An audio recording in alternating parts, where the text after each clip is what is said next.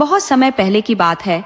एक सुदूर गांव में एक निर्धन ब्राह्मण रहा करता था, जिसका नाम गंगाधर था।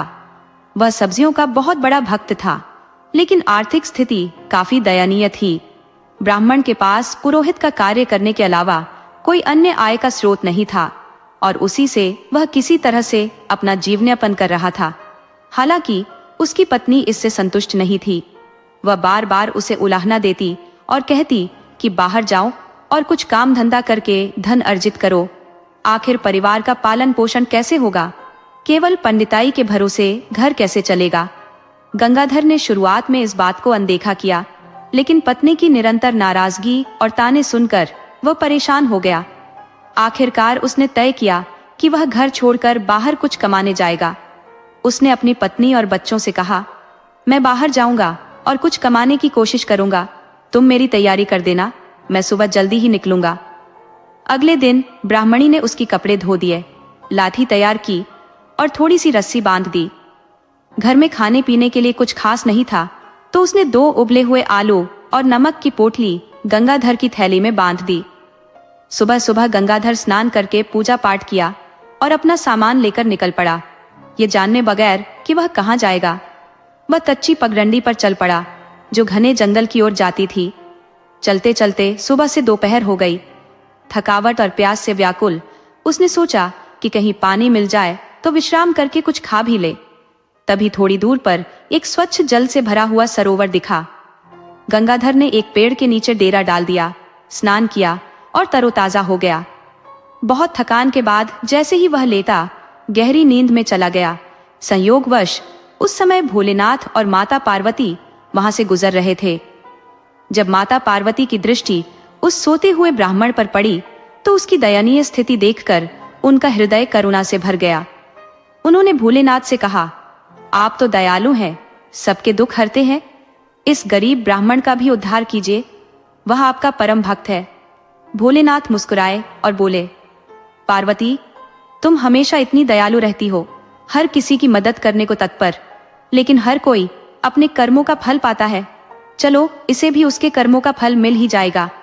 माता पार्वती ने जिद करते हुए कहा, स्वामी कृपा कीजिए, बस यही एक विनती है और कुछ नहीं मांगूंगी। पार्वती के आग्रह के आगे झुकते हुए भोलेनाथ सोते हुए ब्राह्मण के पास आए। उन्होंने ब्राह्मण की खाने की पोटली खोली, जिसमें सिर्फ 2 उबले आलू रखे थे। भोलेनाथ ने आलूओं को उठाया और उनकी जगह 2 ताजे लड्डू रख दिए। पार्वती से कहा, अब मैंने इसका इंतजाम कर दिया है, चलो अब हमें आगे बढ़ना चाहिए। ये कहकर भोलेनाथ आगे बढ़ने लगे और माता पार्वती उनके पीछे चल पड़ी। गंगाधर इस पूरी घटना से अनभिज्ञ गहरी नींद में सोया रहा। जब उसकी आंख खुली तो तीसरा पहर ढल रहा था। वह भूख से व्याकुल हो उठा। उसे अपनी खाने की पोटली याद आई और उसने जल्दी से उसे खोलकर देखा। उसकी हैरानी की सीमा नहीं रही जब उसने आलूओं की जगह 2 ताजे गुदगुदे लड्डू पाए। उसकी भूख अब और बढ़ गई। उसने सोचा, जरूर ब्राह्मणी ने किसी जजमान के घर से लड्डू उठाकर मेरे लिए रख दिए होंगे। ये सोचते ही उसने लड्डू उठाकर खाने शुरू किए। एक एक करके लड्डू उसने बड़े आनंद से खाए, लेकिन उसकी हैरानी तब और बढ़ गई जब हर बार 2 लड्डू खाने के बाद पोटली में 2 और लड्डू प्रकट हो जाते। वह लगातार खाता चला गया और कम से कम 10-12 लड्डू चट कर गया। उसके बाद भी पोटली में वही 2 लड्डू वैसे ही मौजूद थे। अब उसने सोचने का सिलसिला बंद किया, पोटली और अपना सामान उठाया और घर की ओर चल पड़ा। रात की पहली पहर समाप्त होते होते वह घर की चौखट पर पहुंच गया। उसने बहुत तेजी से सफर तय किया था। ब्राह्मणी ने जैसे ही उसे देखा, फिर से उसे कोसने लगी, तुझे कितनी बार समझाया था कि बाहर जाकर कुछ कमा, लेकिन तू वहीं ढाक के 3 पात चला था धन्ना सेठ बनने। गंगाधर घर में घुसते ही बोला, भगवान, घर में कदम रखते ही गाली शुरू, कम से कम मेरी बात तो सुनो, क्या हुआ है? ब्राह्मणी ने कहा, अब सुनने को क्या रह गया है? सुबह भेजा था कुछ कमाने और तू यूं ही खाली हाथ वापस लौट आया, कमा कर लाने की नियत ही नहीं है। गंगाधर चुप रहा, फिर शांत स्वर में कहा, अपनी बकबक करती रह, कम से कम मुझे बोलने का तो मौका दो। देख मैंने तेरे लिए क्या लाया है, देखकर खुश हो जाएगी। ब्राह्मणी ने व्यंग्य से कहा, ऐसा कौन सा खजाना लेकर आया है जो इतना इतरा रहा है? गंगाधर ने मुस्कुराते हुए कहा, पहले एक ग्लास पानी तो पिला, फिर बताऊंगा। ब्राह्मणी ने ब्राह्मण को पानी पेश किया। पानी ग्रहण करते ही उसने अपनी पोटली खोली। ब्राह्मणी की निगाहें कभी लड्डू पर तो कभी ब्राह्मण पर टिकती रहीं। मन में सवाल कौंध रहा था, आखिर यह क्या पहेली है? उत्साहित ब्राह्मण ने हंसते हुए कहा, पहले लड्डू खाओ।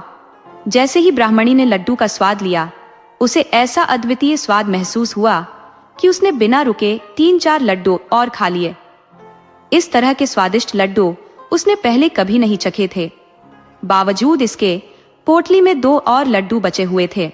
फिर दोनों ने मिलकर पूरी तृप्ति के साथ लड्डू खाए। बाद में उन्होंने अपने बच्चों को जगाया और उन्हें भी भरपेट लड्डू खिलाए। इसके बाद गंगाधर ने अपनी पत्नी को जंगल में घटी घटना सुनाई। ब्राह्मणी चौंकते हुए बोली, मैंने तो पोटली में 2 उबले आलू रखे थे, ये लड्डू कैसे बन गए? फिर वह गंभीरता से बोली, ये सब आपकी कृपा से हुआ होगा और हमें इसे वैसे ही स्वीकार करना चाहिए। अब गंगाधर और उसकी पत्नी आपस में मशविरा करने लगे कि आगे क्या करना चाहिए। ब्राह्मणी ने सुझाव दिया, क्यों ना हम हलवाई की दुकान खोलें और लड्डू बेचना शुरू करें, इससे आमदनी का जरिया बनेगा। ब्राह्मण ने तुरंत इस विचार को अपनाया और जल्द ही उसे ढेरों ऑर्डर मिलने लगे। जिसने भी उसके लड्डू खाए वे तारीफ के बिना रह नहीं सके, क्योंकि लड्डू का स्वाद अद्वितीय था। ब्राह्मण ने इस रहस्य को अपनी पोटली में ही छिपा कर रखा। गांव वाले हैरान थे कि किसी ने उसे लड्डू बनाते हुए नहीं देखा था, न ही उसके घर से कभी धुआं उठते देखा गया और न ही उसने कोई सामग्री खरीदते हुए पाया गया। धीरे धीरे उसकी आर्थिक स्थिति इतनी सुदृढ़ हो गई कि उसने एक सुंदर घर बनवाया, घोड़े खरीदे और अपनी पत्नी के लिए कीमती आभूषण बनवाए। उसके बच्चे अच्छे कपड़े पहनने लगे और अच्छे स्कूल में दाखिला लेने लगे ताकि वे अच्छी शिक्षा प्राप्त कर सके। पर जैसे जैसे उसकी समृद्धि बढ़ती गई, उसके विरोधी भी बढ़ने लगे। गांव में कुछ लोगों ने राजा के दरबार में जाकर चुगली की कि ब्राह्मण के पास कोई अनोखी पोटली है जो लड्डू उत्पन्न करती है। ये लड्डू इतने स्वादिष्ट होते हैं कि एक बार खाने पर उनका स्वाद जीवन भर याद रहता है। यह खबर धीरे धीरे राजा के कानों तक भी पहुंच गई। जब राजा को बताया गया कि ऐसी अनोखी चीज एक साधारण ब्राह्मण के पास है, तो राजा के मन में विचार आया कि ऐसी अनमोल वस्तु तो राजमहल में होनी चाहिए। आखिरकार रोजाना इतनी बड़ी सेना और दरबारियों का पेट भरने के लिए यह लड्डू पैदा करने वाली पोटली बहुत काम की साबित हो सकती थी। राजा के भीतर लालच ने जन्म लिया और उसने अपने सिपाहियों को भेजकर ब्राह्मण गंगाधर को तुरंत दरबार में उपस्थित होने का आदेश दिया। गंगाधर, जो अपनी स्थिति से अवगत था, दरबार में उपस्थित हुआ। राजा ने उस पोटली की मांग रख दी। पहले तो गंगाधर ने ना नुकर की, लेकिन राजा की आज्ञा का उल्लंघन करना उसके वश की बात नहीं थी। हारकर गंगाधर ने पोटली राजा के हवाले कर दी, यह जानते हुए कि अगर उसने मना किया तो राजा बलपूर्वक उसे छीन लेगा और शायद उसे और उसके परिवार को भी सजा दे देगा।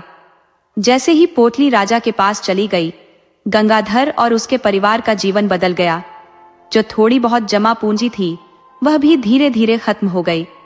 उसकी पत्नी और बच्चों की जीवन शैली, जो पहले बहुत आरामदायक हो गई थी, फिर से पिछड़ेपन की ओर लौटने लगी। जब कोई व्यक्ति समृद्धि का अनुभव कर चुका हो तो निर्धनता उसे और भी असहनीय लगती है। यही हाल गंगाधर की पत्नी का था, जिसे अब फिर से पुराने दिनों की तरह जीना मुश्किल हो रहा था। उसने ब्राह्मण से कहा, अब तो मेरी सलाह मान ही लीजिए। आखिरकार मेरी सलाह न मानने का नतीजा आपने देख लिया। राजा के साथ मित्रता करना मूर्खता थी और उसी के कारण आपका भेद राजा तक पहुंच गया। ब्राह्मण की पत्नी भी इस परिस्थिति से बहुत व्यथित थी। वह कहने लगी, गांव वाले भी अब ताने मारने लगे हैं और हमारी इज्जत का मजाक उड़ाया जा रहा है। अब मेरी एक बात माने, आप फिर से उसी जंगल में जाइए जहां आपको भोलेनाथ की कृपा प्राप्त हुई थी। शायद वही हमारी मदद कर सकते हैं। गंगाधर की पत्नी ने पहले की तरह ही सुबह उठकर उसकी यात्रा की तैयारी कर दी। गंगाधर दोबारा जंगल की ओर रवाना हो गया। दोपहर होते होते वह उसी सरोवर के किनारे पहुंचा जहां उसने पहले भोलेनाथ का आशीर्वाद प्राप्त किया था। थकान के कारण वह पेड़ की छाया में लेट गया और कुछ ही देर में उसकी आंख लग गई। इसे संयोग ही कहेंगे कि ठीक उसी समय शिवजी और माता पार्वती उसी स्थान से गुजर रहे थे। माता पार्वती की नजर एक बार फिर उस ब्राह्मण पर पड़ी। उन्होंने तुरंत भोलेनाथ को टोका और कहा, भोलेनाथ, क्या आपको याद है? यही वो ब्राह्मण है जिसे आपने 2 साल पहले आशीर्वाद दिया था, पर यह तो आज भी उतना ही दीनहीन दिख रहा है। चलिए इसका हाल जानते हैं। माता पार्वती ने विनम्रता से भोलेनाथ का हाथ पकड़कर उन्हें गंगाधर के पास ले गई। भोलेनाथ, जो सर्वज्ञ है, पहले से ही सब कुछ जानते थे। उन्हें मालूम था कि गंगाधर की पोटली कहाँ और किसके पास है। भोलेनाथ ने इस बार गंगाधर की पोटली में लड्डू की जगह 2 ईंटें रख दी। यह देखकर गंगाधर अचंभित हो गया, लेकिन कुछ नहीं कहा। थोड़ी देर बाद भोलेनाथ और माता पार्वती वहां से चले गए। जब गंगाधर की नींद खुली तो उसने सरोवर में स्नान किया और फिर पोटली खोलने लगा। पोटली खोलते ही उसमें से एक ईंट निकली और जोर से उसके माथे पर लगी। गंगाधर बेहोश होकर गिर पड़ा। आधे घंटे बाद होश आया तो उसने देखा कि माथे पर एक बड़ा सा घाव हो गया था और आंखों के सामने अंधेरा छा गया था। उसे भोलेनाथ की इस कृपा पर हंसी और क्रोध दोनों आने लगे। पोटली में अभी भी 2 ईंटें थी, जिनमें से एक उसके माथे पर लगी हुई थी। उसने सोचा कि शायद इस बार भोलेनाथ ने उसे कुछ सिखाने के लिए यह वरदान दिया है। उसने ईंटों को अपने सामान में बांधा और घर की ओर चल पड़ा। आधी रात को जब वह घर पहुंचा तो उसकी पत्नी ने उसकी हालत देखकर चिंता जाहिर की, लेकिन कुछ नहीं पूछा। वह सोच रही थी कि गंगाधर थका हुआ है, इसलिए उसे बात करने का समय बाद में मिलेगा। परंतु उसकी पत्नी को पोटली देखने की बड़ी उत्सुकता थी। जब गंगाधर सो गया तो उसने धीरे से पोटली खोली। पोटली खोलते ही उसमें से एक ईंट निकली और जोर से उसके माथे पर जा लगी। उसकी चीख निकल गई और वह पीछे हट गई।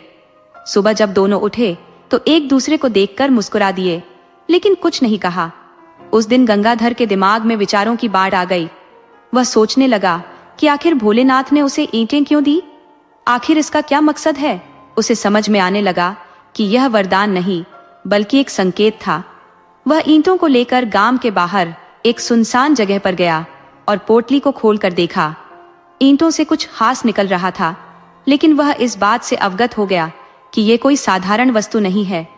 उसने पोटली फिर से बंद कर दी और समझ गया कि उसका अधिकार अब वापस लेना होगा। उसने राजा को संदेश भिजवाया कि उसे लड्डू वाली पोटली और आधा राज्य लौटा दिया जाए, वरना युद्ध के लिए तैयार रहे। राजा को यह संदेश सुनकर क्रोध आया और उसने सिपाहियों को गंगाधर को पकड़कर लाने का हुक्म दिया। गंगाधर पहले से ही अपनी रणनीति तय कर चुका था। उसने पोटली को अपने घर के ऊपरी हिस्से में रख दिया था। पहले तो उसने सिपाहियों को समझाने की कोशिश की, उन्हें वापस लौटने की सलाह दी, लेकिन जब उन्होंने उसकी बात अनसुनी कर दी और धमकाने लगे, तब गंगाधर ने पोटली खोल दी। बस फिर क्या था, ईंटों की बारिश शुरू हो गई। सिपाही बुरी तरह घायल होकर भागने लगे। लगभग 200 मीटर तक ईंटें उन पर बरसती रहीं और वे अपनी जान बचाकर भागते रहे। सिपाही भागते हुए राजा के पास पहुंचे और पूरी घटना का ब्यौरा दिया। उन्होंने बताया कि यह ऐसी लड़ाई है जो कभी नहीं देखी या सुनी गई। ईंटें अपने आप ही हम पर बरस रही थी। राजा को भी इस अनसुनी बात पर आश्चर्य हुआ। उसने अपने मंत्रियों को बुलाकर सलाह मशविरा किया और पूरी सेना को सेनापति के नेतृत्व में ब्राह्मण गंगाधर को पकड़ने के लिए भेज दिया। गंगाधर पहले से ही तैयार था। उसने गांव के बाहर एक ऊंची जगह पर मोर्चा बना लिया था। जैसे ही सैनिक उसके पास पहुंचे, उसने फिर से पोटली खोल दी। सैनिकों के पास इस तरह की लड़ाई से निपटने का कोई उपाय नहीं था। ईंटों की बरसात ने उन्हें बुरी तरह परास्त कर दिया। वे त्राहिमाम करते हुए पीछे हटने लगे। राजा को जब यह खबर मिली तो उसने फिर से मंत्रिमंडल की बैठक बुलाई। कई मंत्री अब ब्राह्मण के साथ संधि करने की सलाह देने लगे, क्योंकि वे जानते थे कि ब्राह्मण के पास दैवीय शक्ति है और राजा ने उसके अधिकारों का हनन किया था। अंततः राजा को विवश होकर शांति की पहल करनी पड़ी। राजा ने गंगाधर को आधा राज्य लौटा दिया और उसका सम्मान पूर्वक स्वागत किया। ब्राह्मण अब राजा बन गया और उसने भोलेनाथ की कृपा से अपने राज्य का संचालन किया। वह हमेशा जनता की भलाई के लिए कार्य करता रहा और अपने राज्य का विस्तार भी किया। उसने राज्य में भोलेनाथ का एक भव्य मंदिर बनवाया, लेकिन अपनी भक्ति में कभी कोई कमी नहीं आने दी। वह सदा गरीबों और असहायों की सहायता करता रहा और भोलेनाथ उसकी निष्ठा से अत्यंत प्रसन्न हुए। दोस्तों, आपको कहानी कैसी लगी? अपने सुझाव कमेंट करना न भूले। तो चलिए आज की अगली कहानी शुरू करते हैं।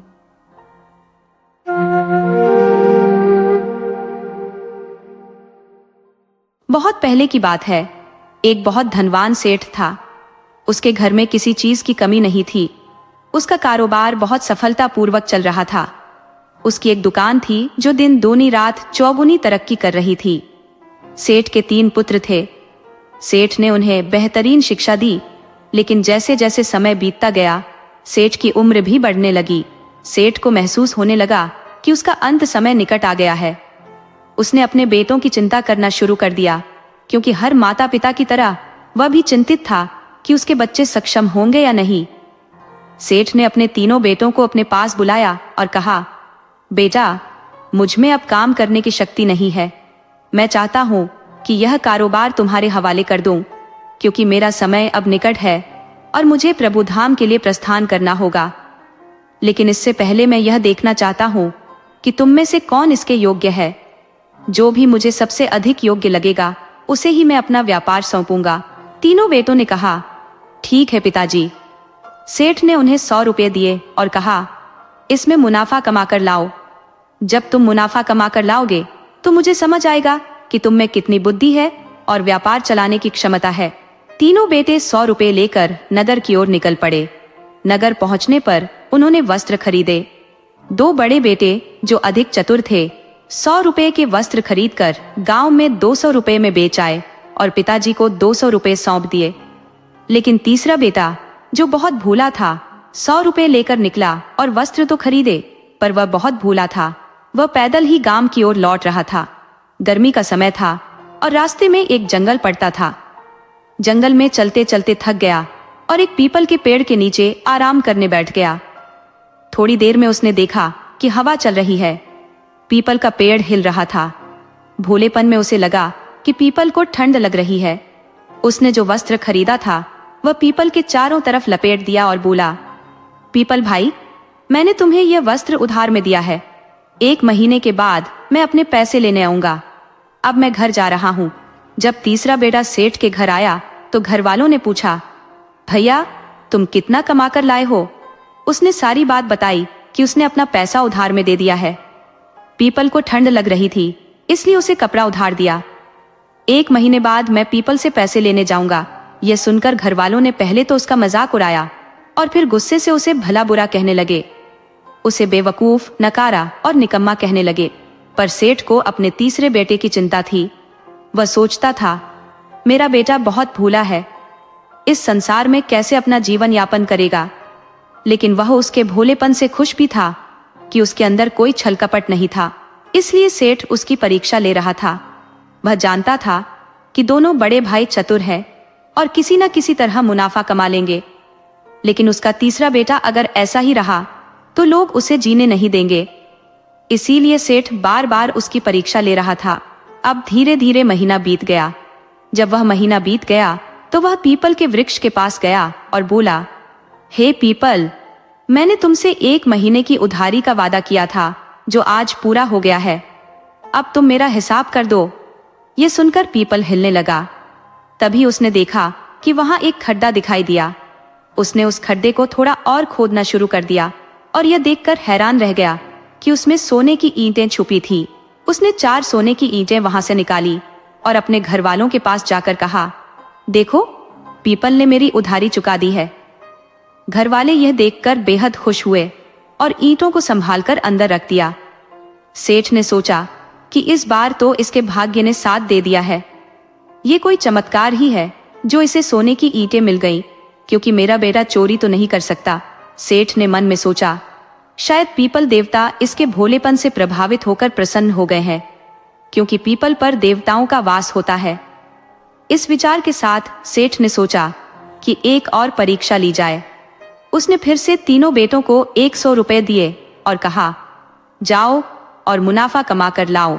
दोनों बड़े बेटे पिछली बार की तरह शहर गए और 100 रुपए का कपड़ा खरीदकर 200 रुपए में बेच दिया और 200 रुपए पिताजी को दे दिए। लेकिन तीसरा बेटा, जो बड़ा भोला था, रास्ते में जा रहा था। तभी उसने एक जोगी को देखा जिसके हाथ में एक सांप था। भोले ने जोगी से पूछा, ये तेरे पास क्या है भाई? जोगी ने कहा, भाई यह सांप है। भोले बेटे ने जोगी से कहा, ये 100 रुपये ले लो और मुझे यह सांप दे दो। जोगी को और क्या चाहिए था, उसने 100 रुपये में सांप बेच दिया। भोला सांप खरीदकर घर आ गया। घर पहुंचते ही जब परिवार वालों ने पूछा, क्या लाए हो, तो उसने सांप निकालकर दिखा दिया। अब तो घर के लोग सांप देखकर चिल्लाने लगे, डरने लगे और उसे भला बुरा कहने लगे। उसकी भाभियां और पड़ोसी भी उल्टा सीधा कहने लगे कि वह खुद तो मरेगा ही, हमें भी मरवाएगा। वे सब कहने लगे कि सांप किसी न किसी को डस लेगा। भोला बेचारा बहुत अपमानित हुआ। भोले की पत्नी, जो बड़ी दयालु और सीधी सादी थी, ने कहा, स्वामी चलो अब गांव छोड़ देते हैं, क्योंकि यहाँ कोई भी आपको पसंद नहीं करता। भोले को अपनी पत्नी की बात सही लगी और वह सांप, गाय और बछड़ा लेकर चल दिया। साथ में वह थोड़ा बहुत दहेज का सामान भी ले आया। वे दोनों गांव से निकल पड़े। कुछ दूर चलने के बाद वे एक गांव पहुंचे जहां एक बूढ़ी विधवा महिला अकेले रहती थी। भोले ने उस महिला को अपना परिचय दिया और कहा, हम थक गए हैं, हमें यहाँ थोड़ी देर रुकने की अनुमति दे। बूढ़ी महिला ने उन्हें सहर्ष अपने घर में आश्रय दिया। उसने देखा कि उनके साथ एक गाय भी थी। उसी दिन से गाय के दूध में 250 ग्राम की वृद्धि हो गई। अब गाय 1.25 किलो दूध देने लगी। आधा किलो दूध भोला और उसकी पत्नी पीते और आधा किलो दूध सांप और बछड़ा पीते। जो 250 ग्राम दूध बचता वह महिला पीने लगी, क्योंकि उसकी अपनी गाय अब दूध नहीं दे रही थी। बूढ़ी महिला बोली, मेरा इस दुनिया में कोई नहीं है, इसलिए तुम्हें यहाँ से जाने की कोई जरूरत नहीं है, मेरे ही घर में रहो। भोला और उसकी पत्नी ने उसकी बात मान ली और उसके घर में रहने लगे। भोला को रहते रहते 12 महीने बीत गए। एक दिन सांप ने भोले से कहा, हे भोले, तूने मेरी बड़ी सेवा की है। आज 12 महीने हो गए हैं, अब तेरा कर्ज उतारने की बारी आ गई है। मैं तुझे तुम्हारे विश्वास का प्रतिफल देने के लिए तैयार हूँ। मुझे अब मेरे घर छोड़ दे। ये सुनकर भोला डरने लगा कि कहीं सांप उसे काट ना ले। भोला थोड़ा चिंतित था और कहने लगा, सांप भाई, अगर मैं तुम्हें तुम्हारे घर छोड़ने चला जाऊं तो तुम मुझे काटोगे तो नहीं? सांप ने बड़ी गंभीरता से वादा किया और बोला, मैं तुझे नहीं काटूंगा। तूने तो मुझे पाल पोस कर बड़ा किया है, दूध पिलाया है, मेरी जान बचाई है, मैं तुझे कैसे काट सकता हूँ? भोला ने एक घड़ा लिया, उसमें सांप को रखकर ढक्कन बंद किया और उसे सिर पर रखकर चल पड़ा। रास्ते में उसे एक चूहा मिला। चूहे ने पूछा, सेठ जी कहाँ जा रहे हो? भोला ने जवाब दिया, मैं सांप को उसके घर छोड़ने जा रहा हूँ। चूहे ने कहा, मैं भी साथ चलूंगा। भोला ने कहा, तो मेरे साथ क्या करेगा? पता नहीं सांप का घर कितना दूर है, भूख प्यास लगेगी और जंगल में खाने पीने का कोई इंतजाम नहीं होगा। पर चूहा अपनी बात पर अड़ गया, नहीं, मैं तो आपके साथ ही चलूंगा। भोला, जो बहुत दयालु था, उसे अपने कंधे पर बिठाकर चल दिया। कुछ आगे जाकर उन्हें एक बिल्ली मिली। बिल्ली ने पूछा, सेठ जी कहाँ जा रहे हो? भोला ने कहा, सांप को उसके घर छोड़ने जा रहा हूँ। बिल्ली बोली, मैं भी साथ चलूंगी। भोला ने उसे भी समझाया कि जंगल में कोई खाना पीना नहीं मिलेगा, भूख प्यास से मर जाओगी। लेकिन बिल्ली भी अड़ी रही। भोला, जो दिल का बहुत साफ था, उसे भी दूसरे कंधे पर बिठा लिया और आगे बढ़ा। अब चलते चलते बहुत दूर जाने के बाद उन्हें एक कुत्ता मिला। कुत्ता दौड़कर आया और कहने लगा, सेठ जी कहाँ जा रहे हो? भोला ने कहा, सांप को उसके घर छोड़ने जा रहा हूँ। कुत्ते ने कहा, सेठ जी मुझे भी अपने साथ ले चलो। भोला ने उसे भी बहुत समझाया कि जंगल में भटक जाओगे, लेकिन कुत्ता भी नहीं माना। अब सिर पर सांप का घड़ा, एक कंधे पर चूहा, दूसरे कंधे पर बिल्ली और पीछे पीछे कुत्ता, ये पूरा कारवां चलने लगा। आखिरकार जब भोला बहुत दूर निकल गया तो सांप ने कहा, सेठ जी आप इतने धीरे धीरे क्यों चल रहे हो? भोला ने कहा, यहाँ मिट्टी का बहुत बड़ा टीला है। सांप बोला, यही मेरा घर है, आप मुझे घड़े से बाहर निकाल दो, मैं यहाँ थोड़ी देर आराम करूंगा और फिर अपने घर के अंदर जाऊंगा। भोला ने सांप को घड़े से बाहर निकाला और सभी वहीं बैठ गए, क्योंकि भोला थक चुका था। थोड़ी देर आराम करने के बाद सांप ने कहा, सेठ जी अब आप मेरी पूंछ पकड़ लीजिए, हम घर के अंदर चलेंगे। भोला थोड़ा डरते हुए बोला। तू अपने घर ले जाकर मुझे खाएगा तो नहीं? सांप ने भरोसा दिलाया। आपने मेरी सेवा की है 12 महीने, जोगी ने तो पता नहीं मेरे साथ क्या क्या किया होता। मैं आपको वचन देता हूँ, मैं आपको कोई नुकसान नहीं पहुंचाऊंगा। भोला ने आखिरकार सांप की पूंछ पकड़ी। सांप अपने बिल में घुसा और बिल बहुत बड़ा हो गया। आगे आगे सांप, पीछे पीछे भोला। बहुत दूर जाने के बाद सांप बोला, सेठ जी, अब बहुत सारे बिच्छू और सांप मिलेंगे, आप डरना मत। और जब हम अंत में पहुंचेंगे तो वहां एक गुंडा आदमी मिलेगा। वह आपसे कहेगा, मांग बच्चा, क्या मांगता है? आप उससे कहना, मुझे अंगूठी और गद्दा चाहिए। ये बहुत चमत्कारी है, इससे आप जो भी चीज मांगोगे वह मिल जाएगी। सांप ने सेठ जी को पहले ही समझा दिया। सेठ जी ने अपनी यात्रा जारी रखी जब तक वह और सांप एक झुर्रीदार चेहरे वाले बूढ़े व्यक्ति के पास नहीं पहुंचे, जो एक चारपाई पर आराम कर रहा था। सेठ जी अपनी सहज विनम्रता और पारंपरिक आदर्शों के साथ तुरंत हाथ जोड़कर उस बूढ़े व्यक्ति को प्रणाम किया। बूढ़ा व्यक्ति भी उनके नम्र स्वभाव से अत्यधिक प्रभावित हुआ और खुश होकर बोला, मान बच्चा, क्या मांगता है? सेठ जी ने थोड़ी संकोच के बाद कहा, अगर देना है तो कृपया मुझे एक जादुई अंगूठी और गद्दा दे दीजिए। बूढ़ा व्यक्ति थोड़ा हिचकिचाया, यह तो बड़ी कीमती चीजें हैं, कुछ और मांग लो। लेकिन सेठ जी ने अपनी मांग पर अटल रहते हुए कहा, मुझे तो सिर्फ गद्दा और अंगूठी ही चाहिए। बूढ़े व्यक्ति ने आखिरकार अपनी सहमति दी। हमने वचन दिया है तो आपको यह वस्तुएं अवश्य मिलेंगी। अब सेठ जी ने आराम से 4-5 दिन गुजारे, क्योंकि जादुई अंगूठी और गद्दा उनके पास थे। उन वस्तुओं की अद्भुत विशेषता ये थी कि जो भी चाहो वह हाजिर हो जाए। सेठ जी ने पकवानों की भरमार मंगा ली और वे बड़े मजे से खा रहे थे। एक एक दिन ऐसे ही गुजर गए। अचानक सेठ जी को अपने साथ चल रहे चूहे, बिल्ली और कुत्ते की याद आई। वे विचारमग्न हो गए और बोले, सांप भाई, मुझे बाहर जाने दो, मैं यहाँ आराम से पकवान खा रहा हूँ, जबकि बाहर मेरे साथी भूख से बेहाल होंगे। सांप को उनकी चिंता उचित लगी और उसने सेठ जी को अपने घर के बाहर छोड़ दिया।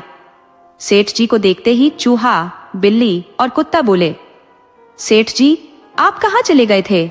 हम तो भूख प्यास से अधमरे हो गए हैं। सेठ जी ने कहा, अब चिंता की कोई बात नहीं है, अब मैं आ गया हूँ। फिर सेठ जी ने अपनी जेब से जादुई अंगूठी और गद्दा निकाला और बोले, अगर सच्चाई है तो यहाँ एक खंभे पर महल बन जाए और 5 पकवान और ठंडा जला जाए। ये कहते ही वहां एक खंभे पर शानदार महल खड़ा हो गया और पकवानों की थालियां सामने आ गई। सेठ जी, कुत्ता, बिल्ली और चूहे ने भरपेट भोजन किया और रात को उसी महल में आराम से सो गए। सुबह हुई तो उस क्षेत्र का राजा, जो पास के नगर में विचरण कर रहा था, उस अद्भुत महल को देखकर चकित रह गया। एक खंभे पर महल कैसे बन सकता है? ये सोचते हुए उसने आवाज लगाई, कोई है इस महल के अंदर? तो नीचे आओ। सेठ जी ने राजा की आवाज सुनी और नीचे आए। राजा ने कहा, मैं इस नगर का राजा हूं। सेठ जी ने विनम्रता से अपना परिचय दिया। राजा बोला, तुम तो बड़े ही सरल स्वभाव के इंसान हो और मुझे अपनी कन्या के लिए ऐसे ही व्यक्ति की तलाश थी। मैं अपनी पुत्री का विवाह तुमसे करना चाहता हूँ। सेठ जी ने बहुत मना किया कि वे विवाह नहीं करना चाहते, लेकिन राजा अपनी जिद पर अड़ा रहा। अंततः उसने अपनी पुत्री का विवाह सेठ जी के साथ कर दिया। राजकुमारी के साथ साथ सेठ जी को बहुत सा धन, दास दासियां भी विदा की गई। सेठ जी अपनी नव विवाहिता पत्नी के साथ उसी एक खंभे वाले महल में लौट आए। अपनी सरल स्वभाव के चलते सेठ जी ने अपनी नई पत्नी को यह रहस्य भी बता दिया कि कैसे जादुई गद्दा और अंगूठी के कारण वह इतना वैभवशाली जीवन जी रही है। मगर राजकुमारी की एक दासी ने यह सारी बातें सुन ली और समझ गई कि सेठ जी का यह वैभव इसी जादुई गद्दे और अंगूठी की वजह से है।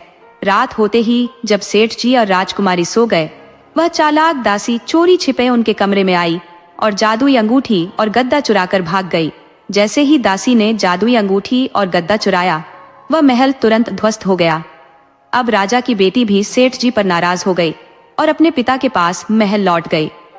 इधर सेठ जी और उनके साथी कुत्ता, बिल्ली और चूहा भूख और प्यास से तड़पने लगे।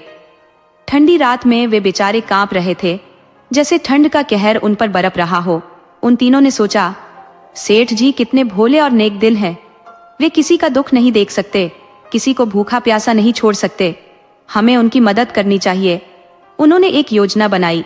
कुत्ते, बिल्ली और चूहे ने सेठ जी को बताया, हम जादुई अंगूठी और गद्दा वापस लाने जा रहे हैं, आप यहीं प्रतीक्षा करें। फिर वे दासी के घर की ओर बढ़े। चूहा बिल खोदकर घर के अंदर घुस गया, बिल्ली दीवार पर चढ़कर बैठ गई और कुत्ता बाहर पहरा देने लगा। चूहे ने अपनी पूंछ में मिर्ची पाउडर भर लिया और दासी के पास पहुंचा, जो गहरी नींद में थी। उसने मिर्ची पाउडर को दासी की नाक में डाल दिया। इससे दासी की खांसने की आवाज गूंजने लगी और इसी मौके का फायदा उठाकर चूहे ने तकिए के नीचे से अंगूठी और गद्दा निकाल लिया और उन्हें बिल्ली को दे दिया। बिल्ली ने उसे कुत्ते को सौंप दिया। तीनों फिर से सेठ जी के पास लौट आए। सेठ जी ने अंगूठी और गद्दा हाथ में लेकर कहा, यह अंगूठी और गद्दा वाकई चमत्कारी है। यदि यह किसी बुरे इंसान के हाथ में पड़ जाए तो इसका दुरुपयोग हो सकता है। हमें इन्हें सुरक्षित रखना चाहिए। इसके बाद सेठ जी ने कहा, अंगूठी और गद्दा, यदि यह सत्य है तो यहाँ फिर से एक खंभे पर महल खड़ा हो जाए और 5 पकवान और ठंडा जला जाए। इतना कहते ही सेठ जी, कुत्ता, बिल्ली और चूहा देख सकते थे कि पकवान की थालियां और महल फिर से उपस्थित हो गए। उन्होंने जी भरकर खाना खाया क्योंकि वे बहुत भूखे थे। रात में वे चारों उसी महल में सो गए। सुबह के समय वही राजा जिसने सेठ जी का विवाह अपनी पुत्री से कराया था वहां आया। राजा ने देखा कि खंभे पर महल फिर से खड़ा है और आवाज लगाई, सेठ जी बाहर आइए।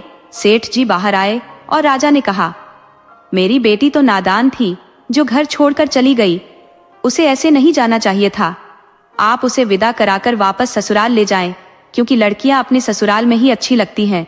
सेठ जी ने कहा, हम आपकी बेटी को वापस ले जाएंगे, परंतु दासी को नहीं ले जाएंगे। राजा ने सहमति दी और कहा, ठीक है, सिर्फ मेरी बेटी को ही ले आओ।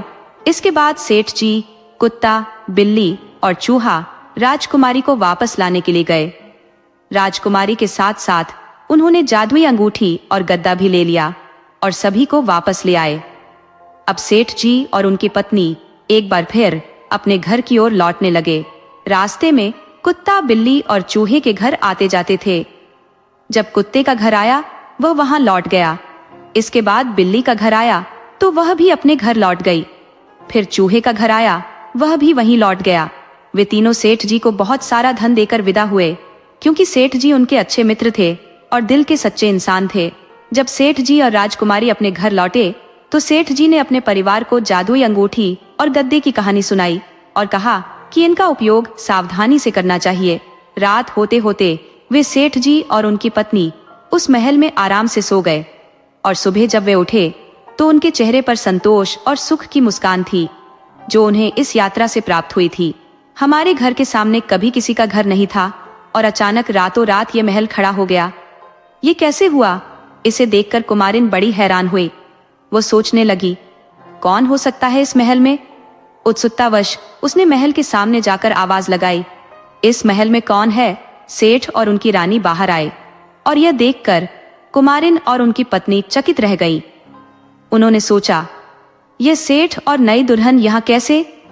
सेठ ने मुस्कुराते हुए उन्हें सारी कहानी सुनाई। उनकी पत्नी और कुमारिन ने मिलकर नई दुल्हन के स्वागत की तैयारियां शुरू कर दी। उन्होंने जितना हो सका नई दुल्हन का भव्य स्वागत किया। परिवार में हर्षोल्लास का माहौल छा गया और सभी खुशी खुशी रहने लगे।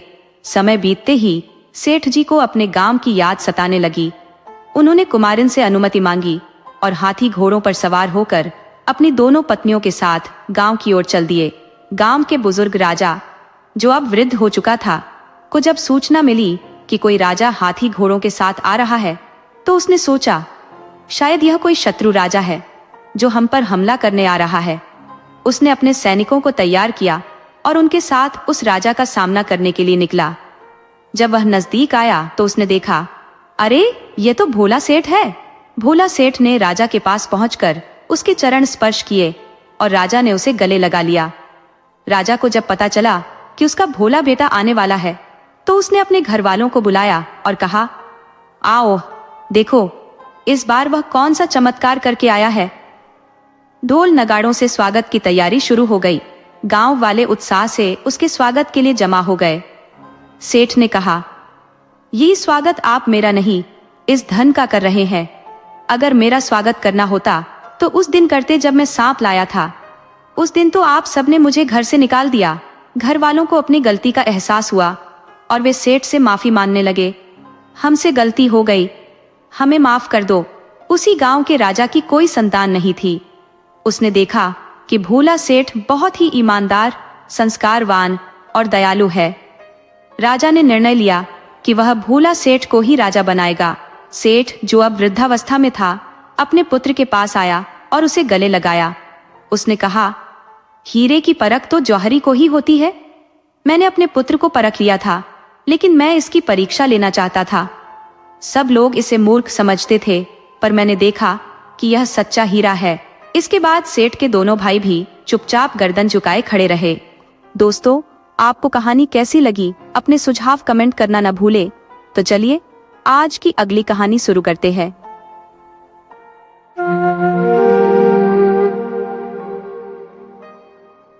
एक विस्तृत और घने जंगल में एक तोता और तोती ने अपना प्यारा घोंसला बसा रखा था। उनका प्रेम अत्यंत गहरा और अपरिवर्तनीय था। एक दूसरे के बिना उनकी एक पल भी गुजरती नहीं थी।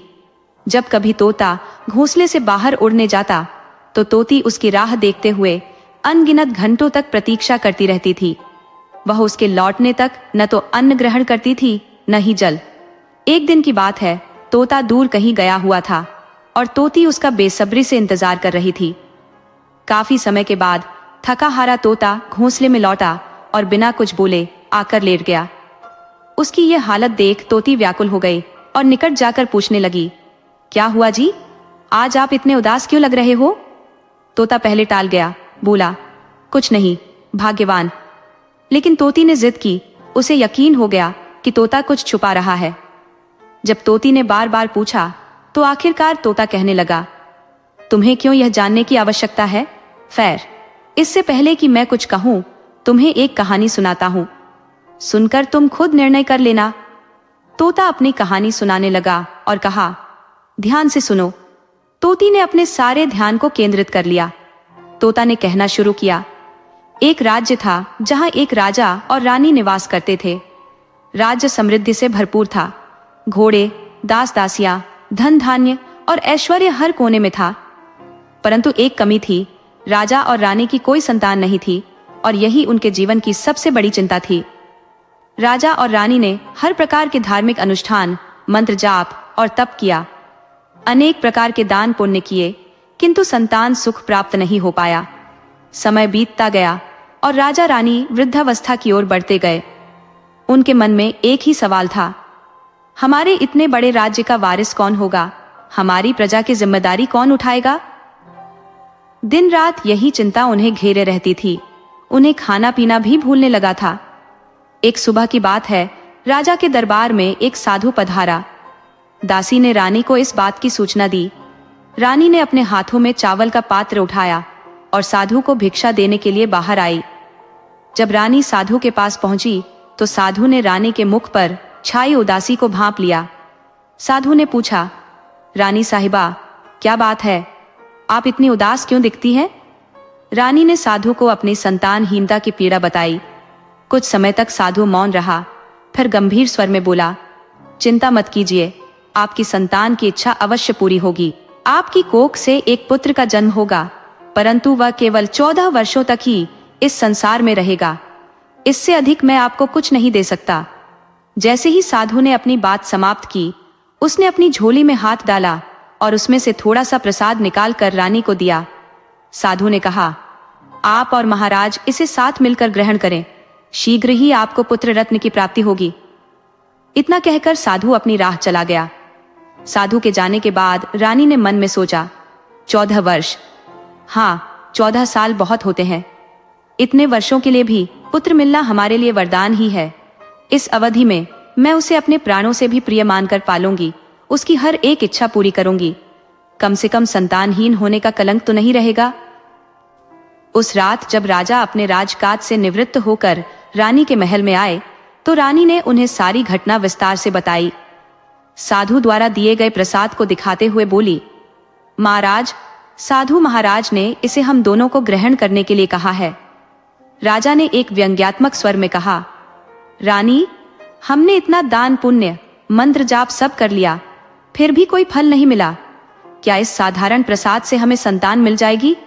रानी ने राजा को समझाते हुए कहा, महाराज, जब हमने इतनी साधनाएं की हैं, तो इस साधु महाराज के क्रोध को क्यों बुलावा दे? उन्हें अनदेखा करना उचित नहीं होगा। राजा भले ही निराश हो चुके थे, लेकिन अपनी रानी का दिल न दुखाने के लिए सहमति जताई। दोनों ने स्नान किया, भगवान का स्मरण किया, अपने पूर्वजों का ध्यान किया और साधु का नाम लेकर प्रसाद ग्रहण कर लिया। उसके बाद वे दोनों निश्चिंत होकर सो गए। कुछ समय यूं ही बीत गया और साधु के वचनों के अनुसार रानी गर्भवती हो गई। राजा और रानी की प्रसन्नता की सीमा न रही। राजा ने कहा, महारानी, साधु महाराज की कृपा से हमारा सपना सच हो गया। 9 महीने और 9 दिनों के बाद रानी ने एक सुंदर गोरे पुत्र को जन्म दिया। पूरे राज्य में बड़े हर्षोल्लास से नामकरण संस्कार हुआ। 8 दिनों तक राज्य में भंडारे और उत्सव मनाए गए। राजकुमार की कुंडली देखने के लिए राज्य के सबसे ज्ञानी पंडित जी को बुलाया गया। कुंडली देखकर पंडित चिंतित हो गए और बोले, महाराज, आपका राजकुमार केवल 14 वर्षों तक ही आपके साथ रहेगा। राजा ने चुपचाप सिर झुका लिया, क्योंकि उन्हें पहले से साधु की बात का आभास था। रानी ने भी साधु के वचनों को याद करते हुए चुप्पी साध ली। इसके बाद राजा और रानी ने अपने बेटे को बड़े लाड प्यार से पाला। उनके लिए यह 14 वर्ष भी एक अमूल्य वरदान थे और वे उसे हर प्रकार के सुख साधन प्रदान करते। राजकुमार धीरे धीरे बड़ा होता गया।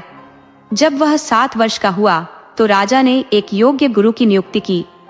राजकुमार को शिक्षा, शास्त्र विद्या, राजशास्त्र और अन्य गुणों का ज्ञान प्राप्त कराया गया। जब वह 12 वर्ष का हुआ तो वह सभी विद्याओं में निपुण हो चुका था। राजा ने उसके विवाह के लिए एक सुंदर राजकन्या का चयन किया और उनका विवाह करा दिया। 2 और साल बीत गए और अब राजकुमार 14 वर्ष का हो चुका था। एक दिन राजकुमार ने राजा से कहा, पिताजी, मैं अपना संपूर्ण राज्य घूमना चाहता हूँ। आज तक मैंने केवल महल के भीतर का ही संसार देखा है, लेकिन अब मैं समूचे राज्य का भ्रमण करना चाहता हूँ। पुत्र के विचार सुनकर राजा के मन में चिंता की लहरें उठने लगी, क्योंकि राजकुमार का 14वां वर्ष आरंभ हो चुका था। अनहोनी की आशंका हर पल मन को सताने लगी, लेकिन राजा इस मनोभाव को राजकुमार से साझा नहीं कर सकता था। उसने चेहरे पर मुस्कान का आवरण चढ़ाया और बोला, हाँ राजकुमार, अवश्य जाओ। तुम्हें अपने पूरे राज्य का भ्रमण करना चाहिए। ये जानना आवश्यक है, क्योंकि एक दिन तुम्हें इस सिंहासन पर बैठना है। बस एक बात का ध्यान रखना, जो भी तुम देखो, जहां भी जाओ, ये अपनी पत्नी को मत बताना। राजकुमार ने कहा, ठीक है पिताजी, जैसा आपने कहा है मैं वैसा ही करूंगा। और फिर क्या हुआ? राजकुमार दिन भर अपनी पत्नी के साथ समय बिताता, आनंद लेता और रात को ठीक 12 बजे उठकर महल से बाहर चला जाता। पौ फटने से पहले वह पुनः महल में लौट आता और ऐसे कई दिनों तक यह सिलसिला चलता रहा। अब उसके 14वें वर्ष के समाप्त होने में कुछ ही दिन शेष थे। एक रात उसकी पत्नी छोटी रानी जाग जाती है। जब वह देखती है कि बिस्तर पर राजकुमार नहीं है, तो उसे खोजना शुरू करती है, परंतु महल के किसी भी कोने में वह दिखाई नहीं देता। रानी बेचैन हो जाती है, परंतु किसी से कुछ नहीं कहती। अगली रात फिर वैसा ही होता है। तीसरी रात, चौथी रात, ये क्रम लगातार चलता रहता है। छोटी रानी का मन चिंता से भर जाता है। उसका पति रात को कहाँ जाता है? क्या वह किसी से मिलने जाता है? उसके मन में अनेक सवाल उठने लगते हैं, लेकिन उसे पूछने का साहस नहीं होता। वह सोचती है कि यदि उसने सवाल किया तो कहीं उसका पति नाराज ना हो जाए। सास ससुर से पूछने की भी हिम्मत नहीं जुटा पाती, क्योंकि उसे अपने कुल की मर्यादा का ख्याल आता है। ऐसे में वह मन ही मन घुटने लगती है। इस हालात ने उसे भोजन में भी रुचि नहीं रहने दी और वह धीरे धीरे दुर्बल हो गई। राज्य में एक बूढ़ी फूल बेचने वाली थी, जो रोज छोटी रानी को फूल बेचने महल में आती थी। एक दिन उस बूढ़ी माँ ने छोटी रानी की दुर्दशा देखी और पूछा, बेटी, तुझे किस बात का दुख है? तू इस तरह सूख कर कांटा क्यों बन रही है? रानी ने कहा, क्या बताऊं अम्मा, तुम्हारा राजकुमार हर रात बिस्तर से उठकर कहीं चला जाता है और भोर होने से पहले लौट आता है। मैं समझ नहीं पा रही कि वह कहाँ जाता है। क्या वह किसी प्रेमिका से मिलने जाता है? इसी सोच सोचकर मैं अन्न जल ग्रहण नहीं कर पा रही हूँ और इस तरह सूख गई हूँ। बूढ़ी माँ ने सब बातें सुनी और एक उपाय सुझाया। बेटी, आज रात सोना मत, उसके पीछे पीछे जाना और देखना कि वह कहाँ जाता है, क्या करता है, उसे अच्छी तरह से देखना। रानी ने कहा। लेकिन अम्मा, अगर मुझे नींद आ गई तो? बूढ़ी माँ ने एक सरल उपाय बताया। तो अपनी बाईं उंगली में छोटा सा घाव कर ले और उस पर मिर्ची छिड़क ले, जलन से तेरी नींद उड़ जाएगी। रानी ने वैसा ही किया। उंगली की जलन से वह लंबे समय तक जागती रही, परंतु अंततः उसे नींद आ ही गई। अगली सुबह बूढ़ी माँ फूल लेकर महल पहुंची और पूछा, क्या हुआ बेटी, क्या तूने देखा कि तेरा पति कहाँ जाता है? रानी कहती है, नहीं अम्मा, पहले कुछ देर तो उस जलन की वजह से मेरी आंखें खुली रही, पर बाद में मैं फिर से सो गई। बुढ़िया माई कहती है, कोई चिंता मत कर बेटी, आज तुम पहले से बड़ा जख्म करना और उस पर और ज्यादा मिर्च लगाना। रानी वैसा ही करती है, परंतु जब पति बिस्तर से उठकर बाहर निकलने को तैयार होता है, तब तक उसकी आंखें फिर से मूंद जाती है। दूसरे दिन सुबह जब बुढ़िया आती है और पूछती है, तो रानी रोते हुए कहती है, माँ, आज भी मैं उसकी पहरेदारी ठीक से नहीं कर पाई। बुढ़िया उसे सांत्वना देती हुई कहती है, रोना मत बेटी, सब ठीक हो जाएगा। आज रात जख्म को और बड़ा करना और मिर्च भी ज्यादा लगाना। साथ ही जब वह जाने लगे तो उसका रास्ता रोक लेना। रात को रानी फिर से वही करती है। इस बार उसकी नींद नहीं लगती। जैसे ही रात के 12 बजे राजकुमार उठकर महल से बाहर जाने को तैयार होता है, रानी दौड़कर उसका रास्ता रोकती है और पूछती है, आप कहाँ जा रहे हैं, किससे मिलने जा रहे हैं, मुझे बताइए। राजकुमार उसे समझाने की कोशिश करता है, देखो रानी, अगर मैंने तुम्हें यह बताया तो मैं कभी वापस नहीं आ पाऊंगा। रानी जिद करती है, कोई बात नहीं, चाहे आप ना लौटे, लेकिन मुझे बताइए कि आप हर रात कहाँ जाते हैं। राजकुमार हार मानकर चावल के दाने मंत्रों से सिद्ध करता है और कहता है, इन दानों को पकड़ लो, पहले दाएं हाथ के चावल मेरे ऊपर फेंकना, तुम्हें पता चल जाएगा कि मैं कौन हूं। फिर बाएं हाथ के चावल मेरे ऊपर फेंकना, मैं जैसा था वैसा ही हो जाऊंगा। लेकिन अगर तुम बाएं हाथ के चावल फेंकना भूल गई तो मैं कभी वापस नहीं आऊंगा। रानी ने आत्मविश्वास से कहा, मैं नहीं भूलूंगी। उसने दाएं हाथ के चावल फेंके और राजकुमार अचानक एक विशाल घोड़े में बदल गया, जिसका रंग उज्जवल सफेद था और गर्दन पर चमकती तेल की लहरें थीं। घोड़ा तेजी से दौड़ने लगा। रानी उस अद्भुत घोड़े को देखकर स्तब्ध रह गई और बाएं हाथ के चावल फेंकने की बात भूल गई। वह घोड़ा महल से बाहर चला गया और अब कभी लौटकर नहीं आया। अब रानी को अपने भुलक्कड़पन का पछतावा हुआ। उसने अपने आप को खूब कोसा, लेकिन अब कुछ नहीं हो सकता था। राजकुमार लौटने वाला नहीं था। सुबह होते ही जब महाराज और महारानी को इस बात का पता चला तो वे भी बेहद दुखी हो गए। वे बिस्तर पर लेटकर राह देखने लगे कि एक न एक दिन उनका पुत्र अवश्य लौटेगा। समय बीतता गया। 1 महीना, फिर 2, फिर 3 और इस तरह 6 महीने बीत गए, लेकिन राजकुमार का कोई सुराग नहीं मिला। प्रधान हर गांव में सिपाही भेजता रहा, लेकिन कोई सफलता हाथ नहीं लगी। उधर रानी अपने दिल में यह सोचकर खुद को दोषी मानती रही कि उसकी गलती के कारण उसका पति चला गया। उसने ठान लिया कि वह किसी भी कीमत पर अपने पति को ढूंढेगी और उसे वापस ले आएगी। एक दिन सुबह रानी उठकर सास ससुर के महल में जाती है और कहती है, मैं अपने पति की तलाश में जा रही हूँ। महाराज और महारानी को और क्या चाहिए था? उनका तो बस यही ख्वाब था कि किसी भी तरह से उनका बेटा वापस आ जाए। बहू को जाने की अनुमति देते हुए महाराज बोले, बेटी, जो तुम्हें सही लगे वो करो, जहां जाना चाहो वहां जाओ, बस हमारे बेटे को लेकर वापस आना। भगवान तुम्हें इस कार्य में सफलता दे। रानी अब क्या करती? वह अपना शाही रूप बदलकर एक सेठानी का वेश धारण कर लेती है। कुछ दास दासियों और नौकरों को साथ ले लेती है और कुछ सामान हाथ में लेकर राज्य की सीमा पर पहुंच जाती है। वहां जाकर वह एक भोजनालय खोल लेती है और आने जाने वाले यात्रियों को भोजन मुफ्त में परोसने लगती है, लेकिन एक शर्त रखती है, खाने वालों को उसके लिए कोई भी अजीब या असामान्य घटना बतानी होगी जो उन्होंने रास्ते में देखी हो। हर आने वाला नागरिक अपनी अपनी देखी हुई बात बताता। मैंने यह देखा, मैंने वह देखा, और मुफ्त में भोजन कर चला जाता। लेकिन रानी को जिस खबर की तलाश थी वह अब तक नहीं मिली थी। कई दिन इसी तरह बीत गए। उधर महल में फूल लाने वाली एक बुढ़िया थी। उसका एक बेटा और बहू थे जो सुबह काम के लिए निकल जाते थे, और उनका छोटा बेटा यानी बुढ़िया का पोता उसके पास रहता था। बुढ़िया दिन भर पोते की देखभाल करती थी। एक दिन पान खाने की आदत से मजबूर बुढ़िया पान लगाने के लिए चूना तैयार करने का सोचती है। चूने के लिए उसे सीपियां चाहिए थी, जिन्हें भूनने के लिए गोबर के कंडे चाहिए थे। बुढ़िया बांस की टोकरी लेकर चरवाहों के मैदान में कंडे इकट्ठा करने चली जाती है। कंडे जमा करते करते उसे अंधेरा हो जाता है। शाम को जब बेटा और बहू घर लौटते हैं तो देखते हैं कि बच्चा अकेला बैठा रो रहा है। दोनों गुस्से से तमतमा जाते हैं। इतने में बुढ़िया भी घर आ जाती है। बेटा गुस्से में पूछता है, माँ, तुम पोते को अकेला छोड़कर कहाँ चली गई थी?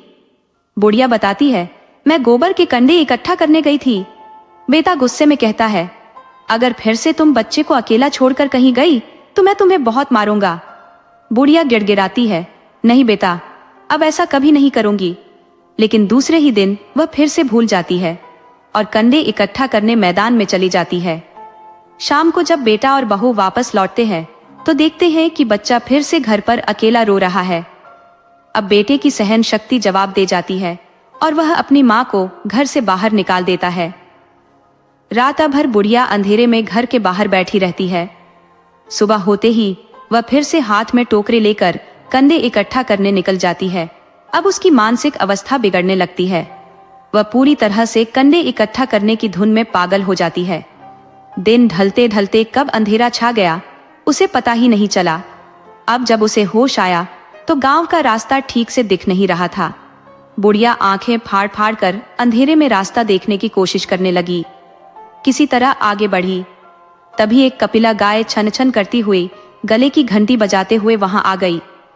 उसे देखकर बुढ़िया सोचने लगी कि अगर मैं इस गाय के पीछे पीछे चलूंगी तो गांव पहुंच जाऊंगी। वह उसी गाय के पीछे चलने लगती है। गाय धीरे धीरे एक एक करके 6 मैदान पार कर जाती है। आखिरकार जब वह बुढ़िया 7वें मैदान पर पहुंची तो वहां का दृश्य अजीबोगरीब था। विशालकाय पत्थर अपने स्थान पर अड़िग खड़ा था और जैसे ही वह गाय उसकी ओर बढ़ी उसने अपने सीने से पत्थर को धक्का दिया। पत्थर धीरे धीरे सरकता चला गया, जिससे नीचे की ओर जाती हुई पाताल की सीढ़ियां प्रकट हो गई। गाय बिना किसी हिचकिचाहट के उन सीढ़ियों से उतरने लगी और बुढ़िया उसकी पूंछ कसकर पकड़ते हुए उसके पीछे पीछे चल पड़ी। नीचे पहुंचते ही बुढ़िया ने अपने आसपास का मंजर देखा। हर ओर उजाले में जगमगाते दिए जल रहे थे, मानो किसी अलौकिक दुनिया में पहुंच गई हो। रोशनी की तेज किरणें गाय पर पड़ रही थी और गाय जैसे ही नीचे उतरी उसके गले में अद्भुत तरीके से सांकल अपने आप बंध गई और कोई अदृश्य हाथ उसका दूध दुहने लगा। बुढ़िया के मन में भय की लहर दौड़ गई। उसने सोचा, ये कहां आप हंसी में? आसपास कहीं छिपने की जगह ढूंढने का प्रयास किया, लेकिन चारों तरफ केवल प्रकाश ही प्रकाश था और कहीं भी अंधकार या छिपने का ठिकाना नहीं था। विवश होकर बुढ़िया वहीं चुपचाप खड़ी होकर यह अद्भुत दृश्य देखने लगी। कुछ क्षण बाद अचानक एक सफेद घोड़ा वहां प्रकट हुआ। उसके पास 2 कुंड थे और वह घोड़ा एक कुंड में कूद गया। कुंड से बाहर आते ही वह घोड़ा राजकुमार में बदल गया। राजकुमार बनने के बाद उसने दूसरे कुंड में स्नान किया और नए कपड़े पहन लिए। वह एक सुंदर पलंग पर बैठ गया और उसके सामने खुद 5 पकवानों की थाली आ गई। दूध की प्याली और सुपारी भी पेश कर दी गई। राजकुमार ने भोजन किया और पलंग पर लेटने से पहले सूर्यदेव का स्मरण करते हुए दिए से पूछा, मेरे माता पिता क्या कर रहे हैं? दिया उत्तर देने लगा, वे पुत्र के सुख में मग्न है। राज्य का कार्य प्रधानमंत्री देख रहा है।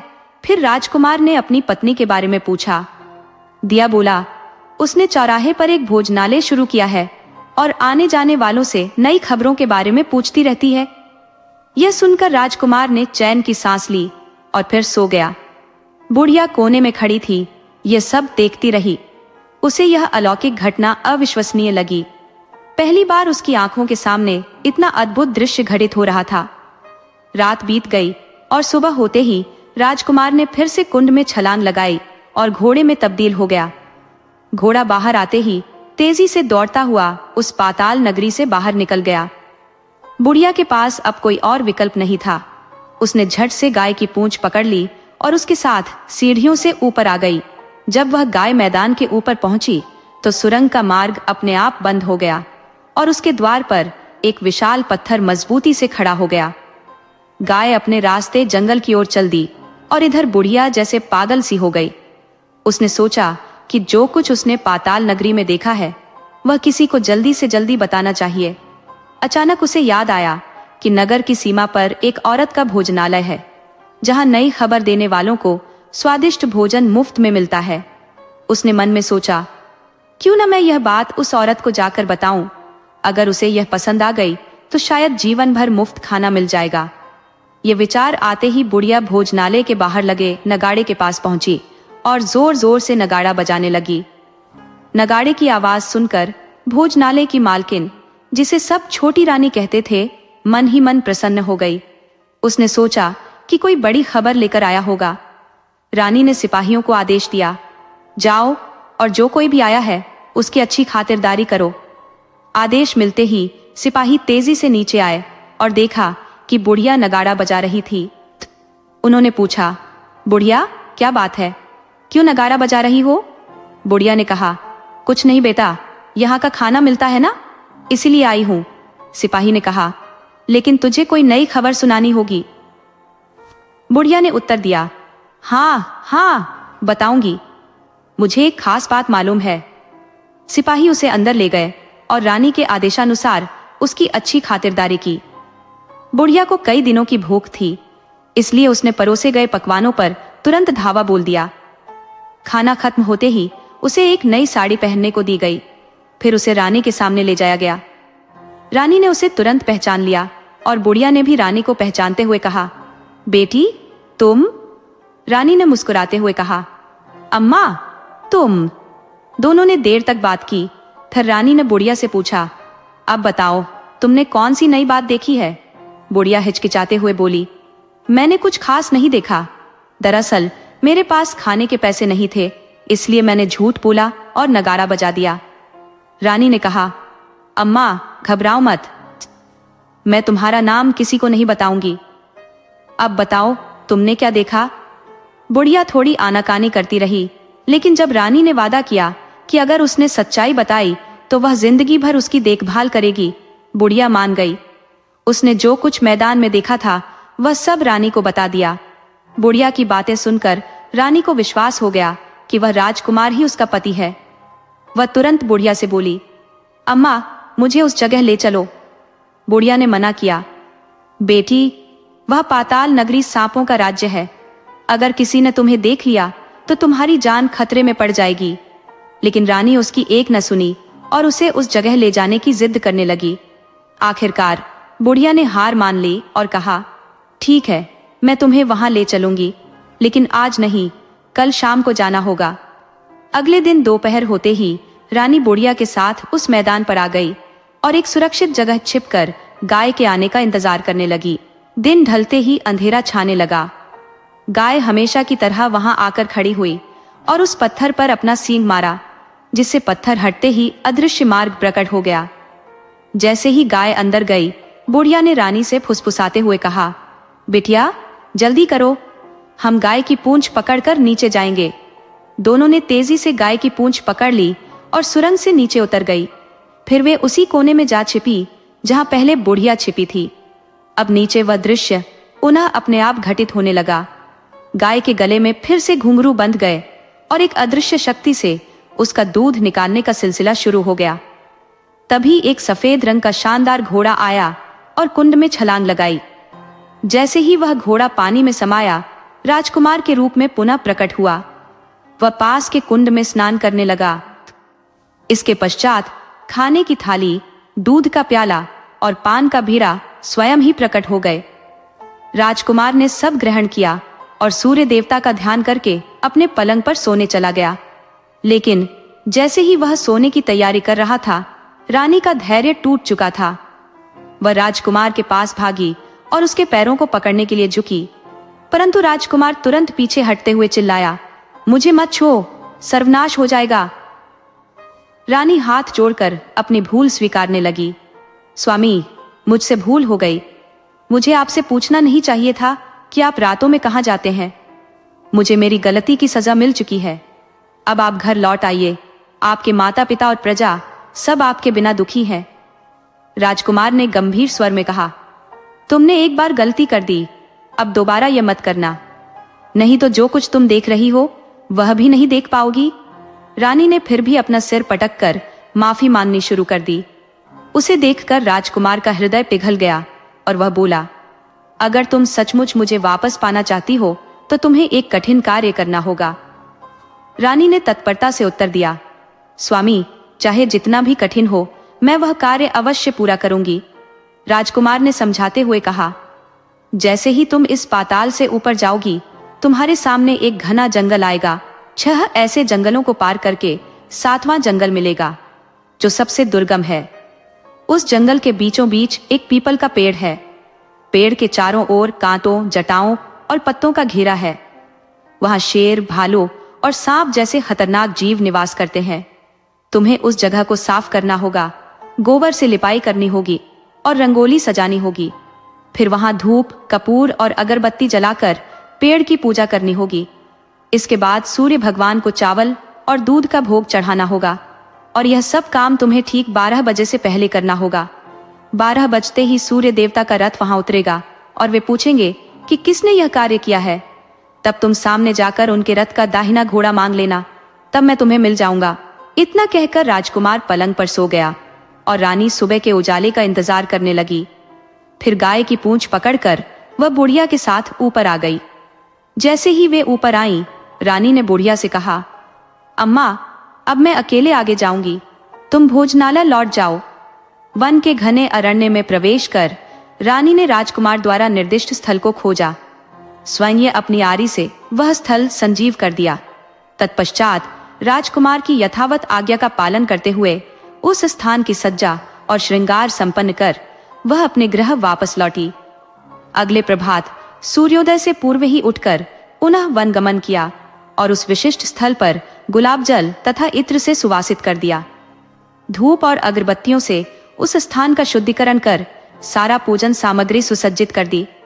तब वह आदित्य देव के स्मरण में ध्यानस्थ हो गई। जैसे ही अर्धवेला का समय आया, यथावत 12 बजे सूर्यदेव का रथ पीपल वृक्ष के समीप आ ठहर गया। सूर्यदेव ने जब नीचे की ओर दृष्टिपात किया तो वातावरण की दिव्य सुगंध और शुद्धता से अभिभूत हो उठे।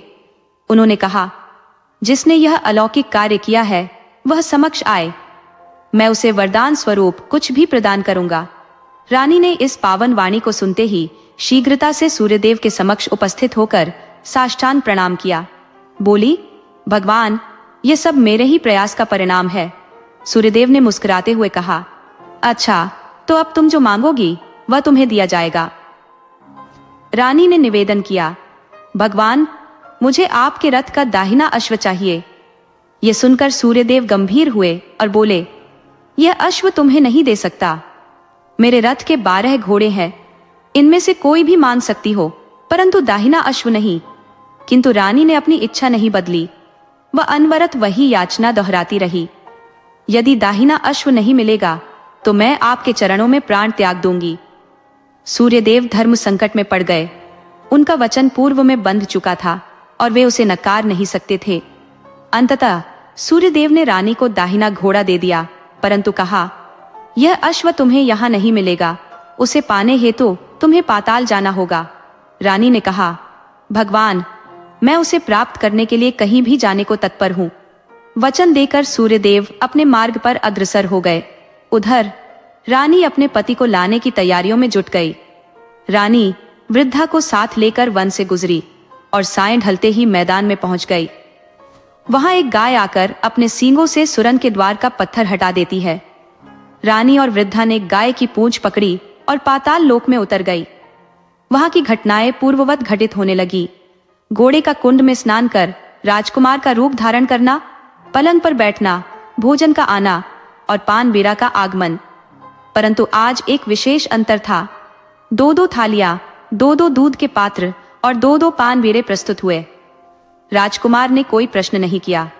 अपने हिस्से का भोजन कर, दूध पीकर वह सोने चला गया। सोने से पहले उसने दीपक से वही प्रश्न किया, दीपक, मेरे माता पिता कहाँ हैं और क्या कर रहे हैं?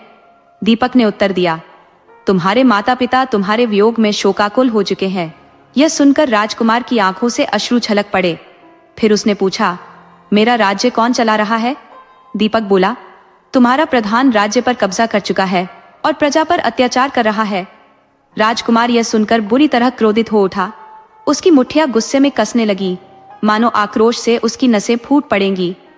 तभी उसने दीप से प्रश्न किया, दीपक, मेरी पत्नी इस समय कहाँ और क्या कर रही है? परंतु इस बार दीप मौन था, उसने कुछ भी न कहा। रानी का धैर्य अब समाप्त हो चला था। वह दौड़कर राजकुमार के गले से जा लगी और आंसुओं में डूबी बोली, अब तो मैं तुम्हें पा ही गई हूं। राजकुमार ने मुस्कुराते हुए कहा, सच कहते हैं, अब मैं तुम्हारे पास ही रहूंगा। रानी ने चिंतित स्वर में पूछा, तुम फिर से घोड़ा तो नहीं बन जाओगे ना? इस पर राजकुमार ने कोमलता से उत्तर दिया, नहीं, अब कभी नहीं। तुमने जो कष्ट और यातनाएं सही है मुझे वापस पाने के लिए, उनके कारण सूर्यदेव ने मुझे इस श्राप से सदा के लिए मुक्त कर दिया है। यह कहते हुए राजकुमार ने रानी को स्नेहपूर्वक अपने आलिंगन में ले लिया, उसके आंसू पोंछे और उसके थरथराते होठों पर सुकून का स्पर्श दिया। कुछ क्षणों बाद रात ढल गई और जैसे ही भोर की लाली फूटी, गाय की जंजीर ऊपर की ओर खींचने लगी। रानी, राजकुमार और वृद्धा उसकी पूंछ पकड़कर धीरे धीरे भूलोक में वापस लौट आए। ऊपर आने पर वे सीधे भोजनालय पहुंचे। वहां जो भी सामग्री थी उसे लोगों में बांट दिया और भोजनालय पर ताला लगाकर वे अपने राज्य की ओर चल पड़े। राजकुमार के वापस लौटने की खबर तेजी से फैली। उसका रौबदार व्यक्तित्व देख प्रधान कांपने लगा। राजकुमार ने उसे तुरंत बंदी बनाकर कारागार में डाल दिया और राज्य का नियंत्रण अपने हाथों में ले लिया। फिर वह अपने माता पिता से मिलने महल गया। जब वह वहां पहुंचा तो देखा कि उसके माता पिता उसकी अनुपस्थिति के शोक में सूख कर मानो परछाई बन गए थे। राजकुमार को देखकर उनकी आंखों से अश्रु धाराएं फूट पड़ी। दोनों ने उसे अपने गले से लगाया और प्रेम पूर्वक सहलाया। कुछ ही समय बाद उनके स्वास्थ्य में आश्चर्यजनक सुधार होने लगा। वे धीरे धीरे उठ बैठे और अपने पुत्र को आशीर्वाद दिया। राज्य में यह समाचार आग की तरह फैल गया और प्रजा खुशी से झूम उठी। राजमहल के समक्ष हजारों की भीड़ उमड़ पड़ी। राजकुमार ने उन्हें दर्शन दिए और वचन दिया, आज से तुम्हारे जीवन में कोई कष्ट नहीं आएगा, मैं इसका प्रण करता हूँ। राजा ने अपने पुत्र का राज्याभिषेक किया और उसे सिंहासन पर बैठाया। अपनी बहू को महारानी की उपाधि दी और फिर रानी के साथ भगवान की शरण में रम गए। अपने शेष दिन शांतिपूर्वक बिताते हुए राजकुमार अब महाराजा बनकर अपनी पत्नी के साथ राज्य का कुशलतापूर्वक संचालन करने लगा। उनके जीवन में अब सुख और शांति का वातावरण व्याप्त हो गया। उस वृद्धा को रानी ने अपने पास रखा और उसकी सेवा शुश्रूषा की। वृद्धा के अंतिम दिन भी अब प्रसन्नता और संतोष से बीतने लगे। दोस्तों, यदि आपको यह कहानी पसंद आई हो तो कृपया हमारे चैनल को सब्सक्राइब करें, इस वीडियो को लाइक करें और अपने सुझाव हमें कमेंट्स में जरूर बताएं। दोस्तों, आपको कहानी कैसी लगी अपने सुझाव कमेंट करना न भूलें। तो चलिए आज की अगली कहानी शुरू करते हैं।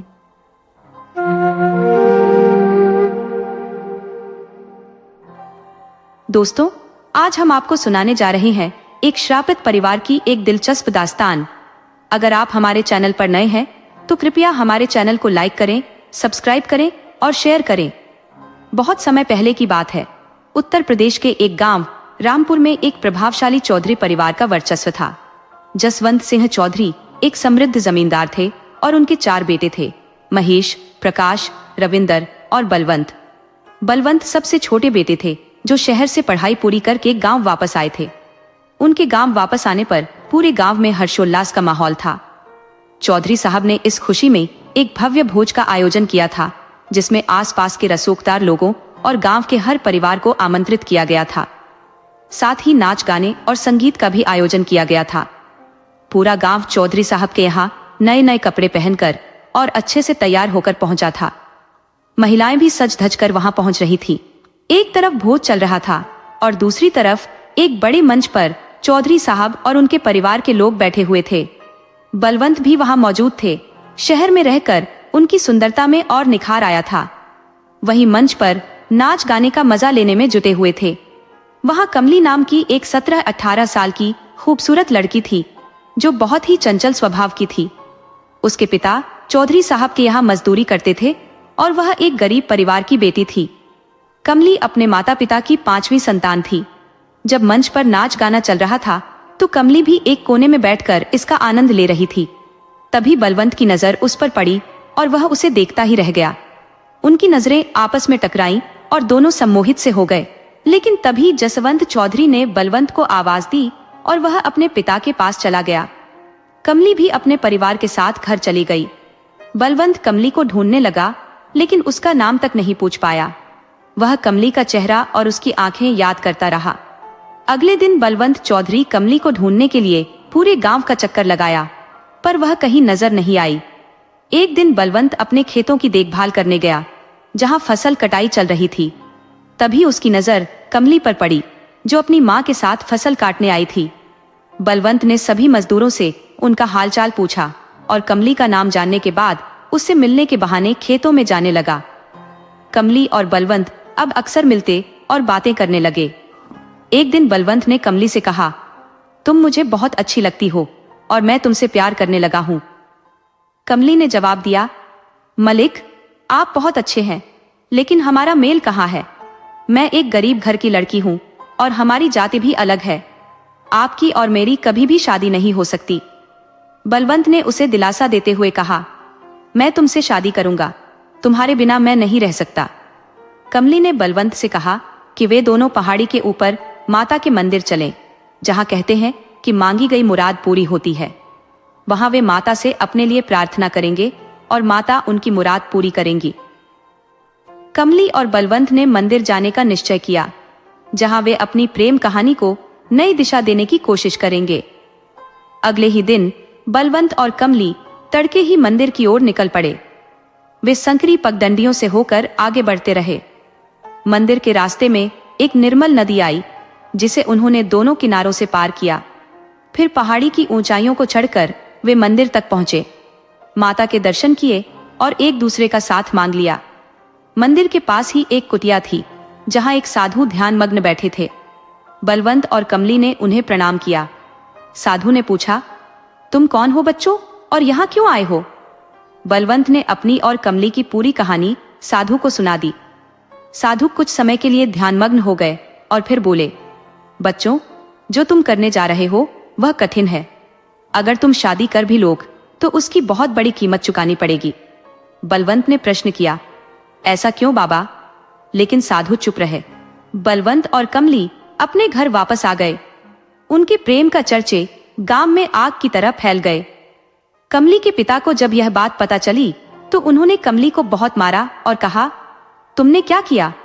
अगर बड़े मालिक को पता चला तो वे हमें गांव से बाहर कर देंगे। हम कहां जाएंगे। हम तो उनके टुकड़ों पर पल रहे हैं। हे भगवान, अब क्या होगा। उधर जसवंत चौधरी को भी यह खबर लग गई थी। उन्होंने गुस्से में बलवंत को बुलाया और पूछा, बलवंत यह मैं क्या सुन रहा हूं।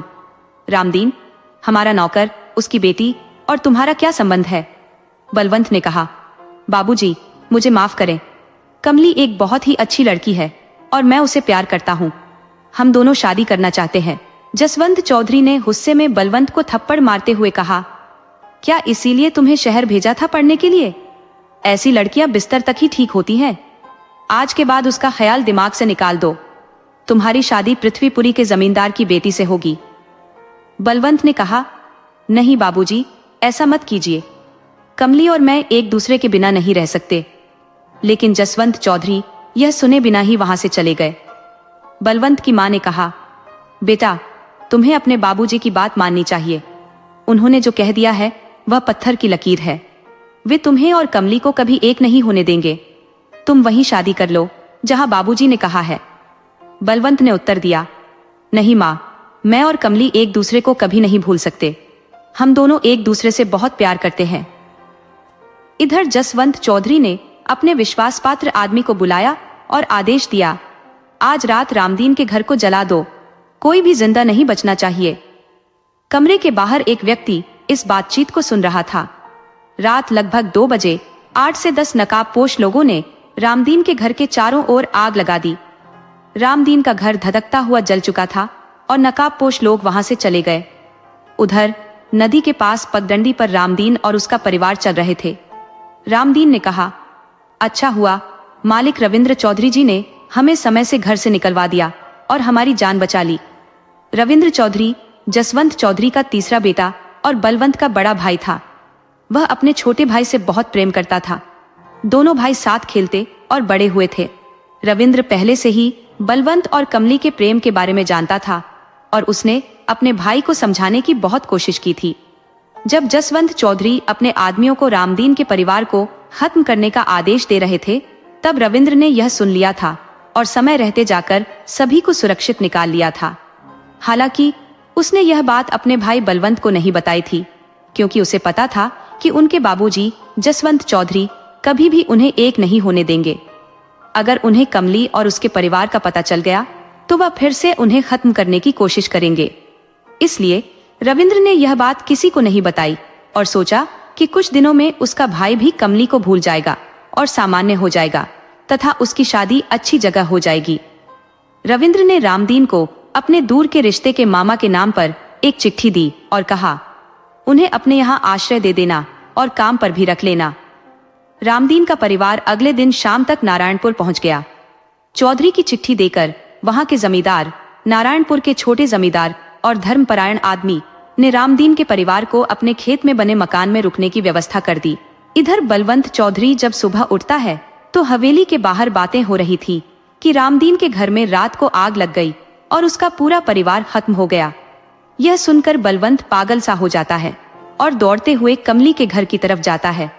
उसके पीछे उसका भाई रविंद्र भी जाता है। पूरा घर राख का ढेर बन गया था। बलवंत राख के ढेर में घुसने की कोशिश करता है तो पीछे से रविंद्र उसे पकड़ लेता है और अपनी हवेली में ले आता है। बलवंत पूरी तरह बदल चुका है। कमली की यादों में वह पागलों की तरह हो गया है। वह न किसी से बात करता है, न हंसता है, बस गुमसुम ही रहता है। उसका भाई और माँ उसे बहुत समझाते हैं। इधर जसवंत चौधरी उसकी शादी पृथ्वीपुर के जमींदार की बेटी से करवाना चाहते हैं। पृथ्वीपुर के जमींदार की ओर से एक संदेश आता है और वह एक चिट्ठी जसवंत चौधरी को देते हैं। जसवंत चौधरी चिट्ठी पढ़ते हैं जिसमें लिखा है कि उनकी बेटी माधवी की उम्र 18 वर्ष होने पर एक बड़े समारोह का आयोजन किया जा रहा है, जिसमें आप सभी को निमंत्रित किया गया है। बलवंत को भी लेकर आएं, जिससे माधवी और बलवंत एक दूसरे को देख लें और पसंद कर लें, ताकि आगे उनकी शादी की बात की जा सके। यह खबर सुनकर जसवंत चौधरी बहुत खुश होते हैं और घर में सबको बताते हैं। पृथ्वीपुर के जमींदार की बेटी से बलवंत की शादी हर तरह से फायदे का सौदा है, क्योंकि पृथ्वीपुर एक बहुत बड़ी रियासत है जिसका प्रभाव पूरे देश में है। पृथ्वीपुर के जमींदार की गिनती देश के सबसे अमीर जमींदारों में होती है और वहां कोई लड़का नहीं है, सिर्फ एक लड़की माधवी है। समारोह में माधवी की नजर बस बलवंत पर ही लगी रहती है। माधवी एक बहुत खूबसूरत, संस्कारी और सभ्य लड़की थी, जो सबको सम्मान देने वाली और हवेली में सबकी लाडली थी। समारोह खत्म होने के बाद जसवंत चौधरी अपने रुकने के स्थान पर चले जाते हैं। उधर माधवी का बहुत बुरा हाल था। उसे तो बस चारों तरफ बलवंत चौधरी ही दिखाई दे रहे थे। उसकी आंखों की नींद उड़ चुकी थी। जैसे जैसे रात बीतती है और सुबह होती है, उसकी माँ कहती है कि तुम्हारी शादी की बात करने के लिए इस समारोह में उन्हें बुलाया गया है। अगर तुम्हें बलवंत पसंद है तो तुम बलवंत से अकेले में मिलकर पक्का कर लो, फिर तुम्हारे पिताश्री चौधरी साहब से तुम दोनों की शादी की बात कर लेंगे। दोपहर के भोजन में जसवंत चौधरी, उनकी पत्नी और बलवंत को बुलाया जाता है। सभी लोग भोजन करने के लिए बैठे थे। माधवी बस बलवंत को देखे जा रही थी, परंतु बलवंत ने एक बार भी उसकी ओर नजर नहीं मिलाई। भोजन के पश्चात माधवी की माँ उससे कहती है, बेटी, बलवंत को हवेली दिखा लाओ। माधवी और बलवंत वहां से बाहर निकल जाते हैं। माधवी बलवंत को अपनी हवेली दिखाती है, परंतु बलवंत उससे कोई बात नहीं करता। माधवी पूछती है, क्या बात है, क्या मैं आपको पसंद नहीं हूं? बलवंत उत्तर देता है, आप तो बहुत अच्छी है, आपको कोई नापसंद नहीं कर सकता, पर मैं आपके लायक नहीं हूँ। माधवी कहती है, आप जैसे भी हैं, मुझे आप बहुत पसंद है। मैं शादी करूंगी तो आपसे ही करूंगी। बलवंत कुछ नहीं कह पाता और उनकी मुलाकात समाप्त हो जाती है। माधवी की माँ उससे पूछती है, कैसा लगा बलवंत तुम्हें? माधवी मुस्कुराकर जवाब देती है। उसकी माँ कहती है, इसका मतलब मैं समझूं कि तुम्हारी हाँ है। पृथ्वीपुर के जमींदार जसवंत चौधरी, पंडित जी और अन्य लोग बलवंत और माधवी की शादी की बात कर रहे थे। पंडित जी कहते हैं, अगले महीने की एकादशी का मुहूर्त शादी के लिए बहुत शुभ है। दोनों परिवारों में शादी की तैयारी चल रही थी, परंतु बलवंत अभी भी कमली की यादों में खोया हुआ था। उधर कमली का भी बुरा हाल था। वह ना कुछ खाती, ना पीती, ना किसी से बात करती, बस गुमसुम रहती थी। रामदीन और उसकी पत्नी उसे बहुत समझाते, पर वह कोई जवाब नहीं देती। एक दिन कमली पास के तालाब के किनारे बैठी हुई थी। तभी नारायणपुर के जमींदार का बेटा कारण वहां आता है। वह कमली को देखकर मोहित हो जाता है। कारण कमली के पास जाता है और पूछता है, तुम कौन हो? कमली बताती है, मैं पास के खेतों में बने मकान में रहती हूँ। कारण वहां से चला जाता है और अपने घर जाकर अपनी माँ को कमली के बारे में बताता है और कहता है, मैं शादी उसी लड़की से करूंगा। कारण की माँ कहती है, मैं तुम्हारे पिताश्री से बात करूंगी। अगले दिन कारण की माँ अपने पति से बात करती है और कारण के दिल की बात बताती है। तब वह कहते हैं, अगर कारण को लड़की पसंद है तो मैं लड़की के पिता को बुलाकर शादी की बात करूंगा। अगले दिन रामदीन को नारायणपुर के जमींदार की हवेली में बुलाया गया। रामदीन हवेली पहुंचा और उसे बहुत सम्मान के साथ बैठाया गया। जमींदार साहब आए तो रामदीन खड़ा हो गया। जमींदार ने उसे बैठने का आग्रह किया और बोले, रामदीन, बुरा मत मानना, पर एक बात कहनी है। रामदीन ने कहा, जी मलिक, आप हमारे अन्नदाता हैं, कहिए। एक नहीं, 1000 बातें कहिए। जमींदार साहब ने कहा, मैं तुम्हारी बेटी को अपनी हवेली की बहू बनाना चाहता हूं, अगर तुम्हें कोई आपत्ति न हो। रामदीन ने कहा, मलिक, मुझे कोई आपत्ति कैसे हो सकती है? यह तो मेरे और मेरी बेटी के लिए सौभाग्य की बात होगी, पर मैं एक छोटी जाति का आदमी हूं और आप राजा सोल्जर कहा, गंगू तेली कहा। मलिक ने कहा, रामदीन, मैं यह सब नहीं मानता। भगवान ने सबसे पहले हमें इंसान बनाया है। कल पंडित जी को बुलाकर मुहूर्त निकलवा लेते हैं। रामदीन बहुत खुश होकर घर लौटता है और अपनी पत्नी और बच्चों को खुशखबरी सुनाता है कि उनके मलिक ने उनकी बेटी कमली का रिश्ता अपने बेटे कारण से तय कर दिया है। यह सुनकर कमली के आंखों में आंसू आ जाते हैं। वह कहती है, बापू, ये आपने क्या किया? आप जानते हैं कि मैं चौधरी मलिक की अमानत हूं। मैं उनके अलावा किसी और के बारे में सोच भी नहीं सकती। आप इस रिश्ते को मना कर दें। रामदीन गुस्से में कहता है, क्या तुम पागल हो गई हो? इतना अच्छा रिश्ता मिला है और वह भी जमींदार के घर से। जिन्होंने हमें आश्रय दिया है वे तुम्हें अपनी हवेली की बहू बना रहे हैं। अब तुम्हारी एक नहीं सुनूंगा। अगर तुमने शादी से इनकार किया तो मेरा मरा मुंह देखोगी। कमली का रो रो कर बुरा हाल था। वह सोचती है कि किसी तरह यह खबर बलवंत चौधरी तक पहुंच जाए, पर उसे कोई रास्ता नहीं सूझता। अगले दिन कमली तालाब के किनारे बैठी हुई थी। तभी अर्जुन वहां आता है और कमली के पास बैठ जाता है। वह पूछता है, कैसी हो कमली? यहां कैसे बैठी हो? कमली कोई जवाब नहीं देती। कारण फिर बोलता है, कमली, हमारी शादी होने वाली है और तुम मुझसे कोई बात नहीं कर रही हो। ये रूखापन क्यों है? अगर कोई समस्या है तो मुझे बताओ, मैं तुम्हारी मदद करूंगा। वह कमली का हाथ पकड़ लेता है और उसकी आंखों में आंखें डालकर फिर पूछता है, कमली, एक दोस्त के नाते ही बता दो। इतने में कमली की आंखों से आंसू बहने लगते हैं और वह जोर जोर से रोने लगती है। कुछ देर बाद जब वह चुप होती है तो कहती है, मलिक, मैं अपना दिल पहले से किसी को दे चुकी हूं और मैं उनके सिवा किसी और को अपना नहीं सकती। वह भी मुझे ढूंढ रहे होंगे, बस उनका इंतजार है मुझे। कारण कहता है, इतनी सी बात, तो तुम्हारी शादी तुम्हारी इच्छा के बिना नहीं होगी। तुम्हारा प्यार तुम्हें जरूर मिलेगा। जब तक मैं तुम दोनों की शादी नहीं करवा देता चैन से नहीं बैठूंगा। ये मेरा तुमसे वादा है। कमली कहती है, अगर मेरी शादी तुमसे नहीं हो रही है तो क्या तुम मेरा एक अच्छा दोस्त बन सकते हो? अब तो यह बता दो कि वह खुशनसीब कौन है। तब कमली कहती है, वह रामपुर के चौधरी बलवंत जी हैं। बलवंत का नाम सुनकर कारण चौंक जाता है और कहता है, बलवंत तो मेरा भाई है। 1-2 दिन में ही रामपुर जाकर उससे मिलता हूँ और उसे तुम्हारे पास लेकर आता हूँ। अब तो खुश होना कमली। कमली कहती है, हाँ मलिक, अब मैं बहुत खुश हूँ। इधर रामपुर में बलवंत और माधवी की शादी की तैयारी पूरे जोर शोर से चल रही थी, क्योंकि 3 दिन बाद उनका विवाह होने वाला था। अगले दिन कारण अपने घोड़े पर सवार होकर रामपुर के लिए रवाना होता है। रामपुर से पहले एक पहाड़ी पर स्थित मंदिर दिखता है, तो वह दर्शन के लिए वहां चला जाता है। माता के दर्शन करने के बाद वह पास की कुटिया की ओर बढ़ता है, जहां महात्मा जी ध्यान में लीन होते हैं। महात्मा जी को प्रणाम करके जब वह आगे बढ़ने को होता है, तो महात्मा जी उसे रोकते हैं और कहते हैं, रुको बेटा। महात्मा जी कहते हैं, बेटा, तुम जिस काम के लिए जा रहे हो वह कार्य निस्संदेह करो तो सभी के लिए कल्याणकारी होगा। कारण जवाब देता है, बाबा जी, मैंने वादा किया है और वह कार्य मुझे हर हाल में करना ही है। प्रणाम करके वह वहां से आगे बढ़ जाता है।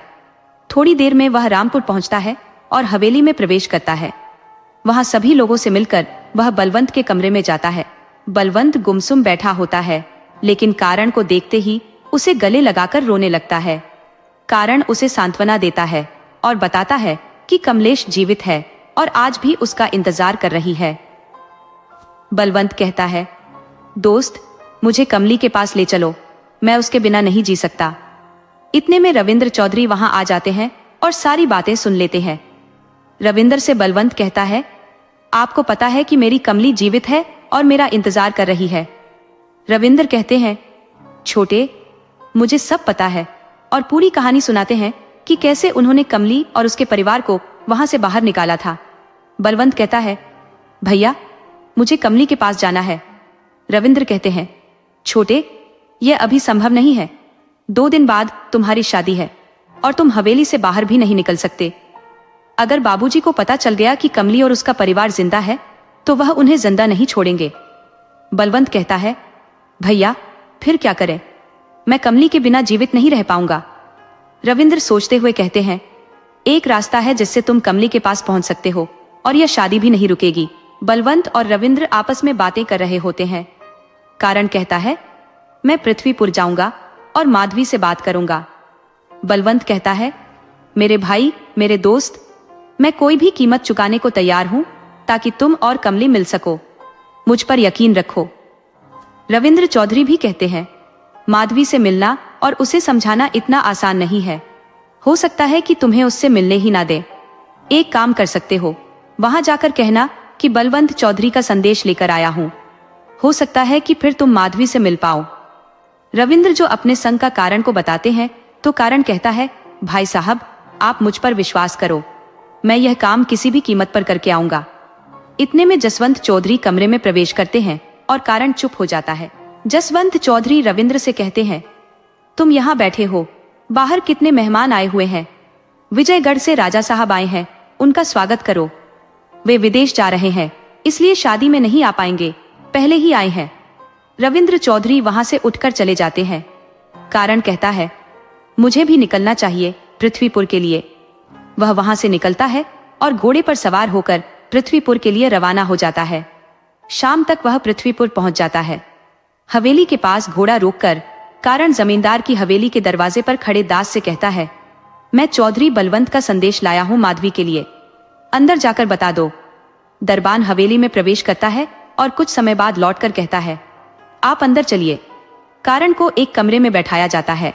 थोड़ी देर बाद माधवी आती है, अभिवादन करती है और पूछती है, चौधरी साहब का क्या संदेश है?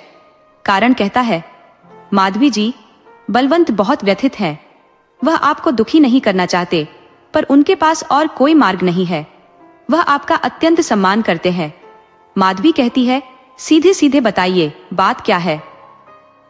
फिर कारण बलवंत और कमली की प्रेम कथा सुनाता है और कहता है, यदि कमली और बलवंत एक नहीं हुए तो वे जीवित नहीं रह पाएंगे। माधवी जी, मुझे आपकी सहायता चाहिए। माधवी कहती है, जब वे किसी और से प्रेम करते थे तो मुझे क्यों नहीं बताया? वह अपने पिताजी को नहीं बता सकते थे तो मुझे तो बता सकते थे। मैं मना कर देती अपने पिताजी से। कारण बताता है, उनके पिताजी ने कहा था, अगर वे माधवी या किसी को भी कुछ बताएंगे तो अच्छा नहीं होगा। माधवी बोलती है, कल मेरी शादी बलवंत चौधरी से है और तुम आज कह रहे हो कि बलवंत चौधरी किसी और से प्रेम करते हैं। मेरे और मेरे परिवार की प्रतिष्ठा का क्या होगा? तब कारण कहता है, माधवी जी, मेरी शादी भी कमली से पक्की हो चुकी थी। मेरी शादी भी 15 दिन बाद है, पर जैसे ही मुझे पता चला कि कमली और बलवंत एक दूसरे से प्रेम करते हैं, तो मैंने सोचा कि मेरा प्रेम मुझे मिले या ना मिले, पर बलवंत और कमली को मिलना चाहिए।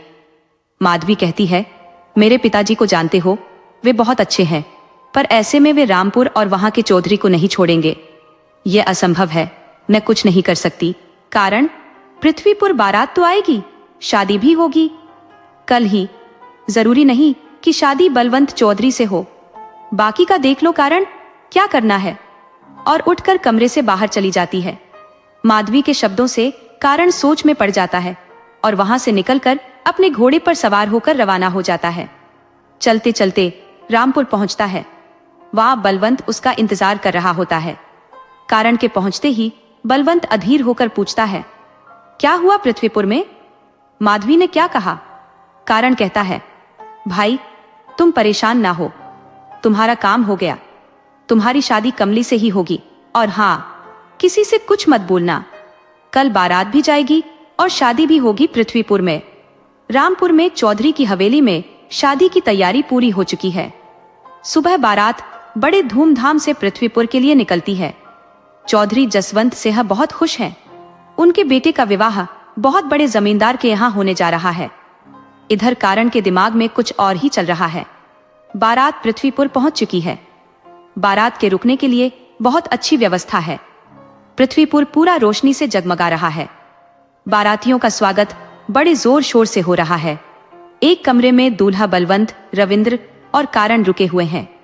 दूल्हा तैयार होकर हाथी की पालकी पर बैठ चुका है। उसके माथे पर सेहरा बंधा हुआ है। वहां का रिवाज है कि सेहरा बंधने के बाद दूल्हे का चेहरा शादी के फेरे होने तक कोई नहीं देख सकता। नाच गाना जोर शोर से चल रहा था। बारात हवेली की ओर बढ़ रही थी।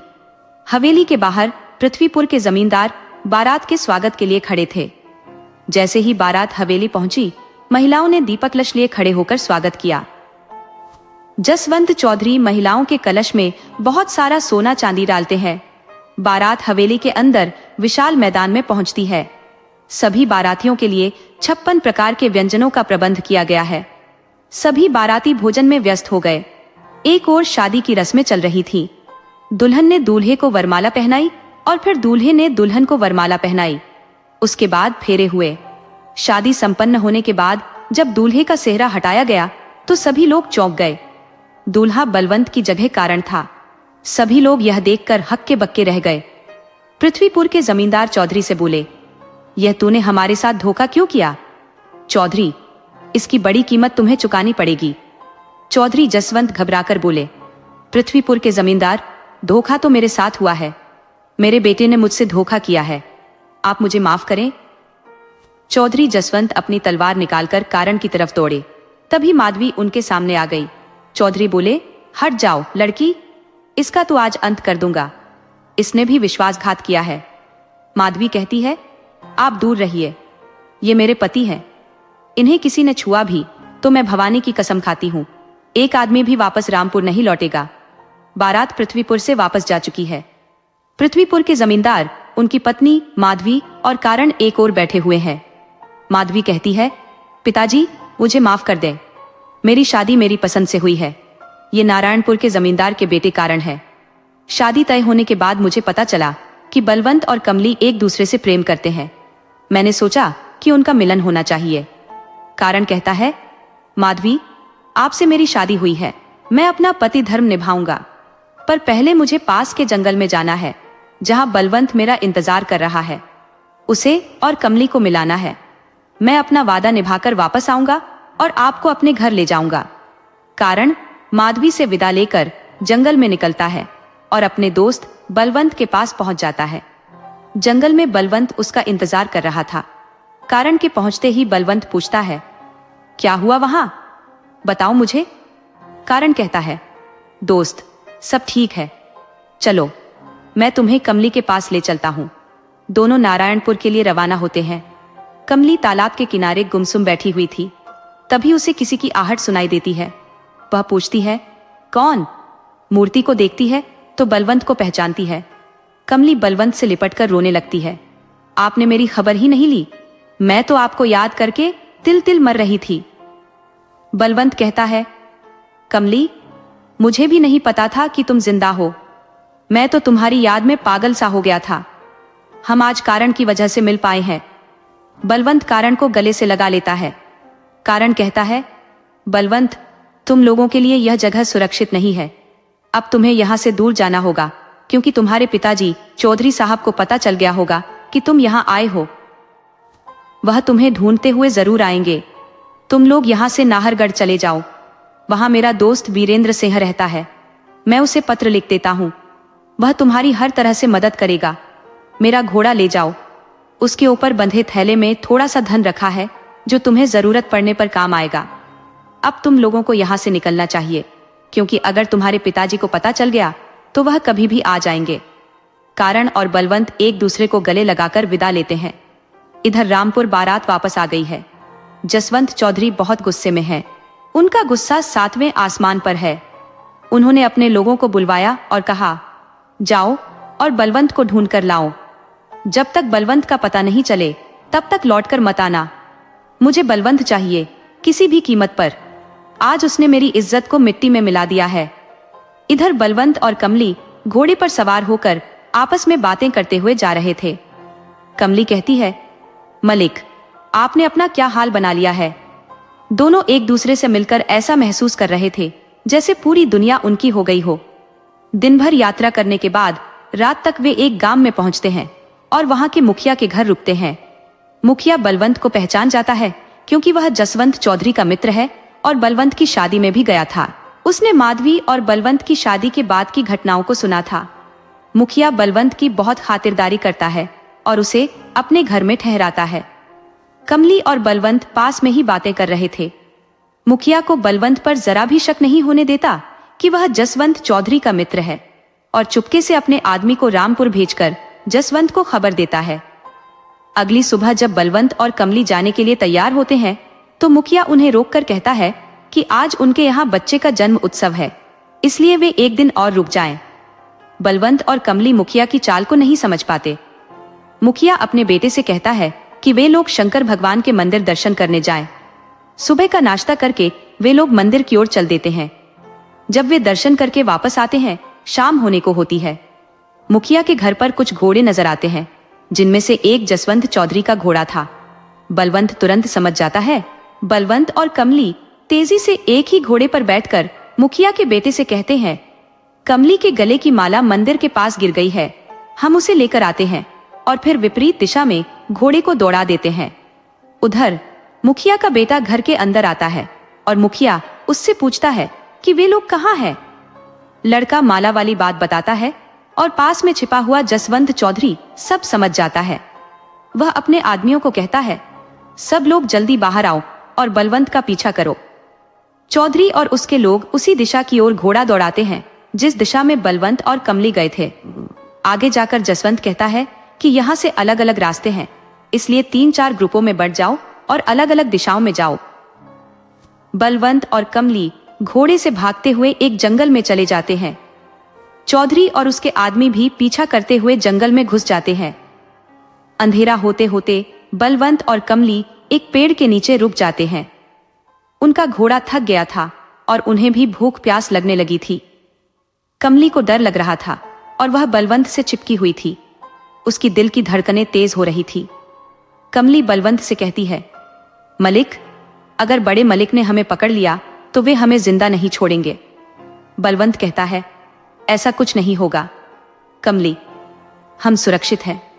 यहां से निकलेंगे और एक नई दुनिया बसाएंगे जहां कोई हमारे प्यार के बीच नहीं आएगा। हमारा एक छोटा सा परिवार होगा। मैं तुम्हें कभी अकेला नहीं छोड़ूंगा। बलवंत कमली को समझाता है और परिवार की बातें सुनकर कमली शर्मा जाती है। फिर दोनों एक दूसरे के आगोश में दुनिया से बेखबर होकर सो जाते हैं। उन्हें पता ही नहीं चलता कि सुबह कब हो जाती है। जब घोड़ी की टॉप की आवाज उनके कानों में पड़ती है तो बलवंत अचानक जाग जाता है और कमली को उठाता है। हम लोगों को यहाँ से जल्दी निकलना होगा, वे लोग हमारे पीछे आ गए हैं, बलवंत कहता है। बलवंत और कमली जल्दी से घोड़े पर सवार होकर वहां से निकल जाते हैं। घोड़ा हवा से बातें कर रहा है और वे तेजी से आगे बढ़ रहे हैं। एक पैर बीत जाता है, लेकिन जंगल खत्म होने का नाम ही नहीं लेता। वे पानी पीने के लिए झरने के पास रुकते हैं। पानी पीकर जैसे ही खड़े होते हैं, उन्हें सांपों की आवाजें सुनाई देने लगती है। वे फिर वहां से भागते हैं, लेकिन पीछा करने वाले लोग उनके और पास आ जाते हैं और दिखने लगते हैं। थोड़ा आगे बढ़ने पर वे एक ऐसी जगह पहुंचते हैं जहां दोनों तरफ घना जंगल है और दूसरी तरफ एक नदी बह रही है। वे नदी के समतल पर पहुंचते हैं और उनके पीछा करने वाले लोग भी उनके पीछे चले आते हैं। आगे पहुंचने पर वे देखते हैं कि आगे कोई रास्ता नहीं है। नदी ऊंचाई से खाई में गिर रही है और खाई इतनी गहरी है कि नीचे कुछ भी नजर नहीं आता। बलवंत और कमली घोड़े से उतर जाते हैं। चौधरी जसवंत और उसके आदमी पास आ रहे हैं। कमली और बलवंत एक दूसरे को देखते हैं और एक निश्चय करते हैं। चौधरी के आदमी उनके पास आते हैं और जसवंत चौधरी कहता है, अपने लत्थे से जाओ और दोनों को पकड़कर लाओ। जैसे ही वे आगे बढ़ते हैं, बलवंत और कमली एक दूसरे का हाथ पकड़कर नदी में छलांग लगा देते हैं और नदी में गिर जाते हैं। चौधरी का एक आदमी कहता है, मलिक, वे लोग इतनी ऊंचाई से गिरे हैं, जिंदा नहीं बचेंगे। नीचे बहुत बड़े बड़े पत्थर है, यहाँ से गिरकर कोई भी जिंदा नहीं बच सकता। थोड़ी देर बाद चौधरी और उसके आदमी वहां से वापस चले जाते हैं। उधर बलवंत और कमली जब नदी में कूदते हैं तो वे लोग नदी के किनारे बहते हुए जाते हैं और झाड़ियों में फंस जाते हैं। किसी ने सही कहा है, जाको राखे सया, मार सके ना कोई। झाड़ियों में फंसे हुए वे नीचे नहीं गिरते। जब बलवंत को होश आता है तो वह देखता है कि वे झाड़ियों में फंसे हुए हैं और ऊपर से नदी का पानी तेजी से गिर रहा है। बलवंत झाड़ी से निकलने की कोशिश करता है, लेकिन उसके हाथ पैर और शरीर में लकड़ी के टुकड़े घुसे हुए हैं। वह एक एक करके सभी टुकड़ों को निकालता है और धीरे धीरे पत्थरों के किनारे पर आ जाता है। उसके शरीर के कई हिस्सों में चोट लगी है। वह अपना कुर्ता फाड़कर खून बहने वाली जगहों को बांध लेता है। फिर वह कमली के पास जाता है, जो अभी भी बेहोश है। बलवंत उसे खींचकर पत्थरों के किनारे पर ले आता है। कमली को होश में लाने की बलवंत ने बहुत कोशिश की, लेकिन कोई सफलता नहीं मिली। वह देखता है कि वे एक ऐसी जगह फंसे हैं जहां से ऊपर चढ़ना असंभव है और नीचे उतरना अत्यंत कठिन। रात होने को है और कमली बेहोश है। बलवंत असमंजस में है। चारों ओर नदी के पानी की गर्जना हो रही है। कमली का सिर अपनी गोद में रखते हुए उसे होश में लाने का प्रयास करता है, लेकिन वह अब भी बेहोश है। उसकी आंखें बंद होने लगती हैं और वह नींद में चला जाता है। जब वह जागता है तो देखता है कि कमली को होश आ रहा है। कमली पूछती है, हम कहाँ हैं, मलिक? और उठने की कोशिश करती है, पर दर्द के कारण उठ नहीं पाती। मुझे क्या हुआ है? मैं क्यों नहीं उठ पा रही हूँ? वह फिर से नीचे देखती है और डर जाती है। बलवंत कहता है, घबराओ मत, हम सुरक्षित हैं। बस थोड़ी ऊंचाई पर फंसे हुए हैं, जल्द ही निकलेंगे।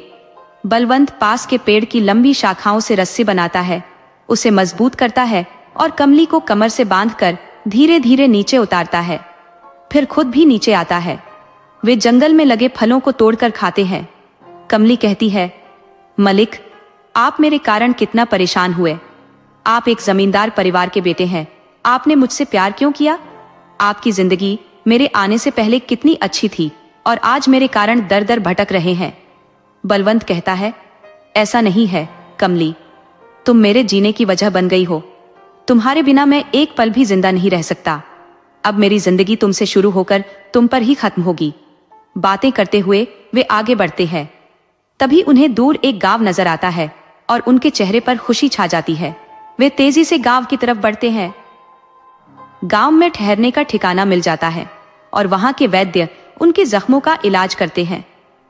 कुछ दिन बाद स्वस्थ होकर वे गांव वालों से विदा लेते हैं और विन्हारगढ़ के लिए निकलते हैं। कमली और बलवंत बहुत खुश है और खुशी खुशी नाहरगढ़ के पास पहुंचते हैं। वहां एक बड़ा मेला लगा हुआ था। कमली कहती है, मलिक, मुझे मेला घूमना है। बलवंत कमली के साथ मेले में जाता है। मेले में कई दुकानें लगी हुई हैं, चूड़ी, कपड़े, मिठाई, बर्तन और नाटक नौटंकी। वे घूमकर थक जाते हैं और एक झूले के पास खड़े हो जाते हैं। तभी कमली देखती है कि एक बच्चा झूले से लटक रहा है और गिरने वाला है। वह चिल्लाती है, मलिक, वह बच्चा गिर जाएगा। बलवंत झूले के नीचे पहुंचता है और बच्चा एक झटके में नीचे गिरता है। बलवंत उसे हवा में ही पकड़ लेता है। लोग इस दृश्य को देखकर हैरान हो जाते हैं। वहां भीड़ इकट्ठी हो जाती है। बच्चे की मां बलवंत के पास आकर कहती है, आपने हम पर बहुत बड़ा एहसान किया है, हम आपका उपकार नहीं भूलेंगे। हम नाहरगढ़ के जमींदार के घर से हैं। कृपया हमारे साथ घर चलें और हमें सेवा का अवसर दे। बलवंत कमली से इशारों में पूछता है कि क्या करना है। कमली सहमति में सिर हिलाती है और वे महिला के साथ जाने को तैयार हो जाते हैं। महिला बलवंत और कमली का आभार प्रकट करती है और उन्हें अपने साथ चलने के लिए आग्रह करती है। वह कहती है, आप लोगों को मेरे साथ चलना ही होगा, हमें भी सेवा का अवसर दें। महिला अपना परिचय देती है, मैं नाहरगढ़ के जमींदार ठाकुर रतन सिंह की पत्नी मनोरमा हूं। बलवंत और कमली से वह पूछती है, आप लोग कौन है? बलवंत जवाब देता है, हम परदेसी हैं और यह मेरी प्रेमिका कमली है। हमारे परिवारों को हमारा रिश्ता पसंद नहीं, इसलिए हम भाग कर आए हैं। हमारी शादी को परिवार वाले कभी स्वीकृति नहीं देंगे, इसलिए हम गांव छोड़कर आए हैं। मनोरमा कहती है, आप लोग चिंता मत कीजिए, आप लोग यहाँ सुरक्षित हैं, मैं आप दोनों की शादी यहीं करवाऊंगी। नाहरगढ़ पहुंचने पर मनोरमा देवी उन लोगों के रहने की व्यवस्था अपनी हवेली में करती है और ठाकुर रतन सिंह को सारी घटना बताती है। रतन सिंह भी उन दोनों का आभार प्रकट करते हैं और कुछ दिनों बाद उन दोनों की शादी की तारीख तय हो जाती है। 4 दिन बाद कमली और बलवंत की शादी है। कमली बहुत खुश है। वह बलवंत से कहती है, मलिक, मैं बहुत खुश हूँ। अब हमारा सपना पूरा होने जा रहा है, जिसके लिए हमने इतनी परेशानी झेली है। परिवार से दूर हुए हैं, हमारी जान पर भी बनाई थी, लेकिन आज हम बहुत खुश हैं। 4 दिन बाद हमारी शादी होने वाली है और फिर हम एक दूसरे के जन्म जन्मांतर के साथी हो जाएंगे। हमारा छोटा सा परिवार होगा, जिसमें आप, मैं और हमारे बच्चे होंगे। बलवंत कमली को अपनी बाहों में लेता है और कमली शर्म से लाल हो जाती है। शादी का दिन आ जाता है। कमली बहुत सज धज कर तैयार होती है। ठाकुर रतन सिंह शादी की बेहतरीन व्यवस्था करते हैं और कई मेहमानों को आमंत्रित किया जाता है। आज बलवंत और कमली एक दूसरे को वरमाला पहनाकर सदा के लिए एक हो जाते हैं। शादी के बाद रतन सिंह उन्हें कुछ दिन अपने पास रखने के बाद रहने के लिए एक घर देते हैं और बलवंत को अपना मुनीम बना देते हैं। ठाकुर रतन सिंह उन दोनों को बच्चों की तरह रखते हैं और कमली उन्हें अपने पिता की तरह सम्मान देती है। कमली पूजा पाठ में बहुत विश्वास रखती थी। वह बहुत से व्रत रखती है और अपना अधिकतर समय पूजा में लगाती है। बलवंत और कमली की जिंदगी खुशी से चल रही है। फिर एक और खुशी का समय आता है जब कमली गर्भवती होती है। बलवंत कमली का और अधिक ध्यान रखता है।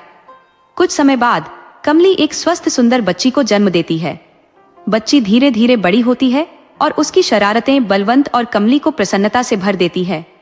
वे अपनी बेटी को पाकर बहुत खुश होते हैं। उसकी चंचलता और शरारतें उनका मन मोह लेती हैं, लेकिन कहते हैं कि समय हमेशा एक सा नहीं रहता। बलवंत और कमली के साथ भी यही हुआ। कमली की तबीयत अचानक बिगड़ी और बलवंत ने अथक प्रयास से दूर दराज के वैद्यों को बुलवाकर इलाज करवाया, पर उसे कोई राहत नहीं मिली। अंततः कमली अपनी 7 साल की बेटी को छोड़कर इस संसार से विदा हो गई। कमली के जाने के बाद बलवंत बुरी तरह टूट गया, जैसे उसकी जीने की इच्छा समाप्त हो गई हो। ठाकुर रतन सिंह ने उसे बहुत समझाया और कहा, अपनी बेटी के लिए तो तुम्हें संभालना ही होगा। ठाकुर साहब की बात बलवंत की कुछ समझ में आई और उसने सामान्य जीवन जीने की कोशिश शुरू की, परंतु कमली की यादें उसके दिलो दिमाग से मिटती नहीं थी। बलवंत अपने काम पर जाने लगा और उसकी बेटी घर का काम करने लगी। जब कमली की अचानक मृत्यु हुई, तब उसकी आत्मा को यमदूत लेकर गए, लेकिन कमली की आत्मा भी बलवंत और अपनी बेटी को छोड़ने को तैयार नहीं थी। उसकी आत्मा भी अत्यंत दुखी थी। यमदूत उसकी आत्मा को यमलोक ले गए। यमराज कमली की आत्मा की स्थिति देखकर बोले, बेटी, मैं तुम्हारा दर्द समझ सकता हूँ, पर हम सभी सृष्टि के जीवन चक्र से बंधे हुए हैं। हमारे भी कुछ नियम कायदे हैं। मैं तुम्हें पूरी तरह पृथ्वी पर तो नहीं भेज सकता, पर तुम्हारे लिए इतना कर सकता हूँ कि तुम अपना पुराना शरीर लेकर अपनी बेटी के पास जा सकती हो, पर कुछ शर्तों के साथ। कमली ने पूछा, यह शर्तें क्या होंगी? तब यमराज ने बताया, तुम सूर्य निकलने के बाद से सूर्यास्त तक अपनी बेटी के पास रह सकती हो। तुम अपने पति को स्पर्श नहीं करोगी। तुम अपने घर और अपनी बेटी के पास के अलावा कहीं नहीं जा सकोगी। तुम अपना कोई भी वस्त्र वहां नहीं छोड़ सकती। अगर कोई भी वस्त्र वहां रह गया तो फिर वापस यहाँ नहीं आ पाओगी।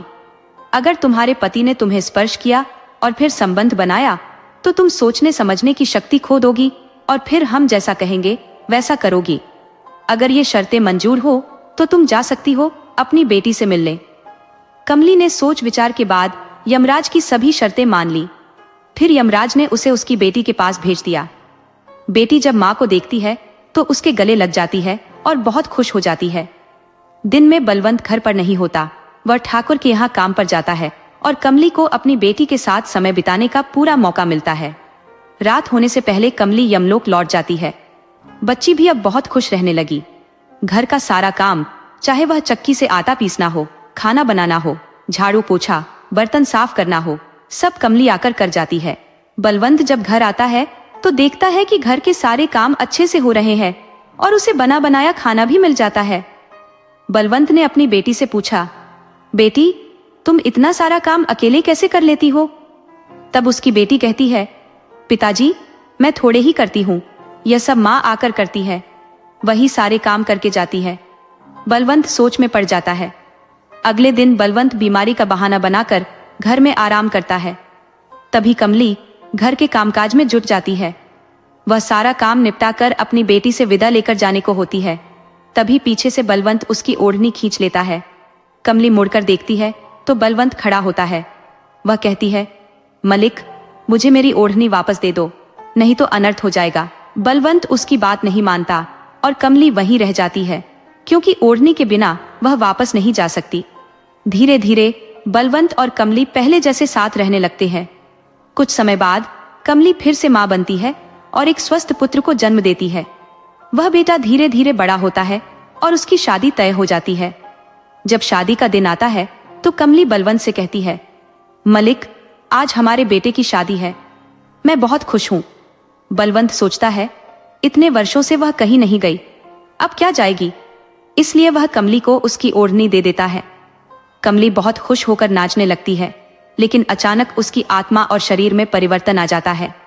वह कहती है, बलवंत चौधरी तुमने एक आत्मा के साथ वह सब कुछ किया जो तुम्हें नहीं करना चाहिए था, तुम माफी के लायक नहीं हो। आत्मा बनी कमली बलवंत चौधरी को श्राप देती है, तुमने मुझे बंदी बनाया, इसलिए मैं तुम्हें श्राप देती हूँ कि आज से तुम्हारे खानदान में कोई भी व्यक्ति विधुर नहीं होगा। सबसे पहले मृत्यु आदमियों की होगी, औरतों की मृत्यु बाद में होगी। तब से चौधरी परिवार को यह श्राप मिल गया और वह एक श्रापित खानदान के नाम से जाना जाने लगा।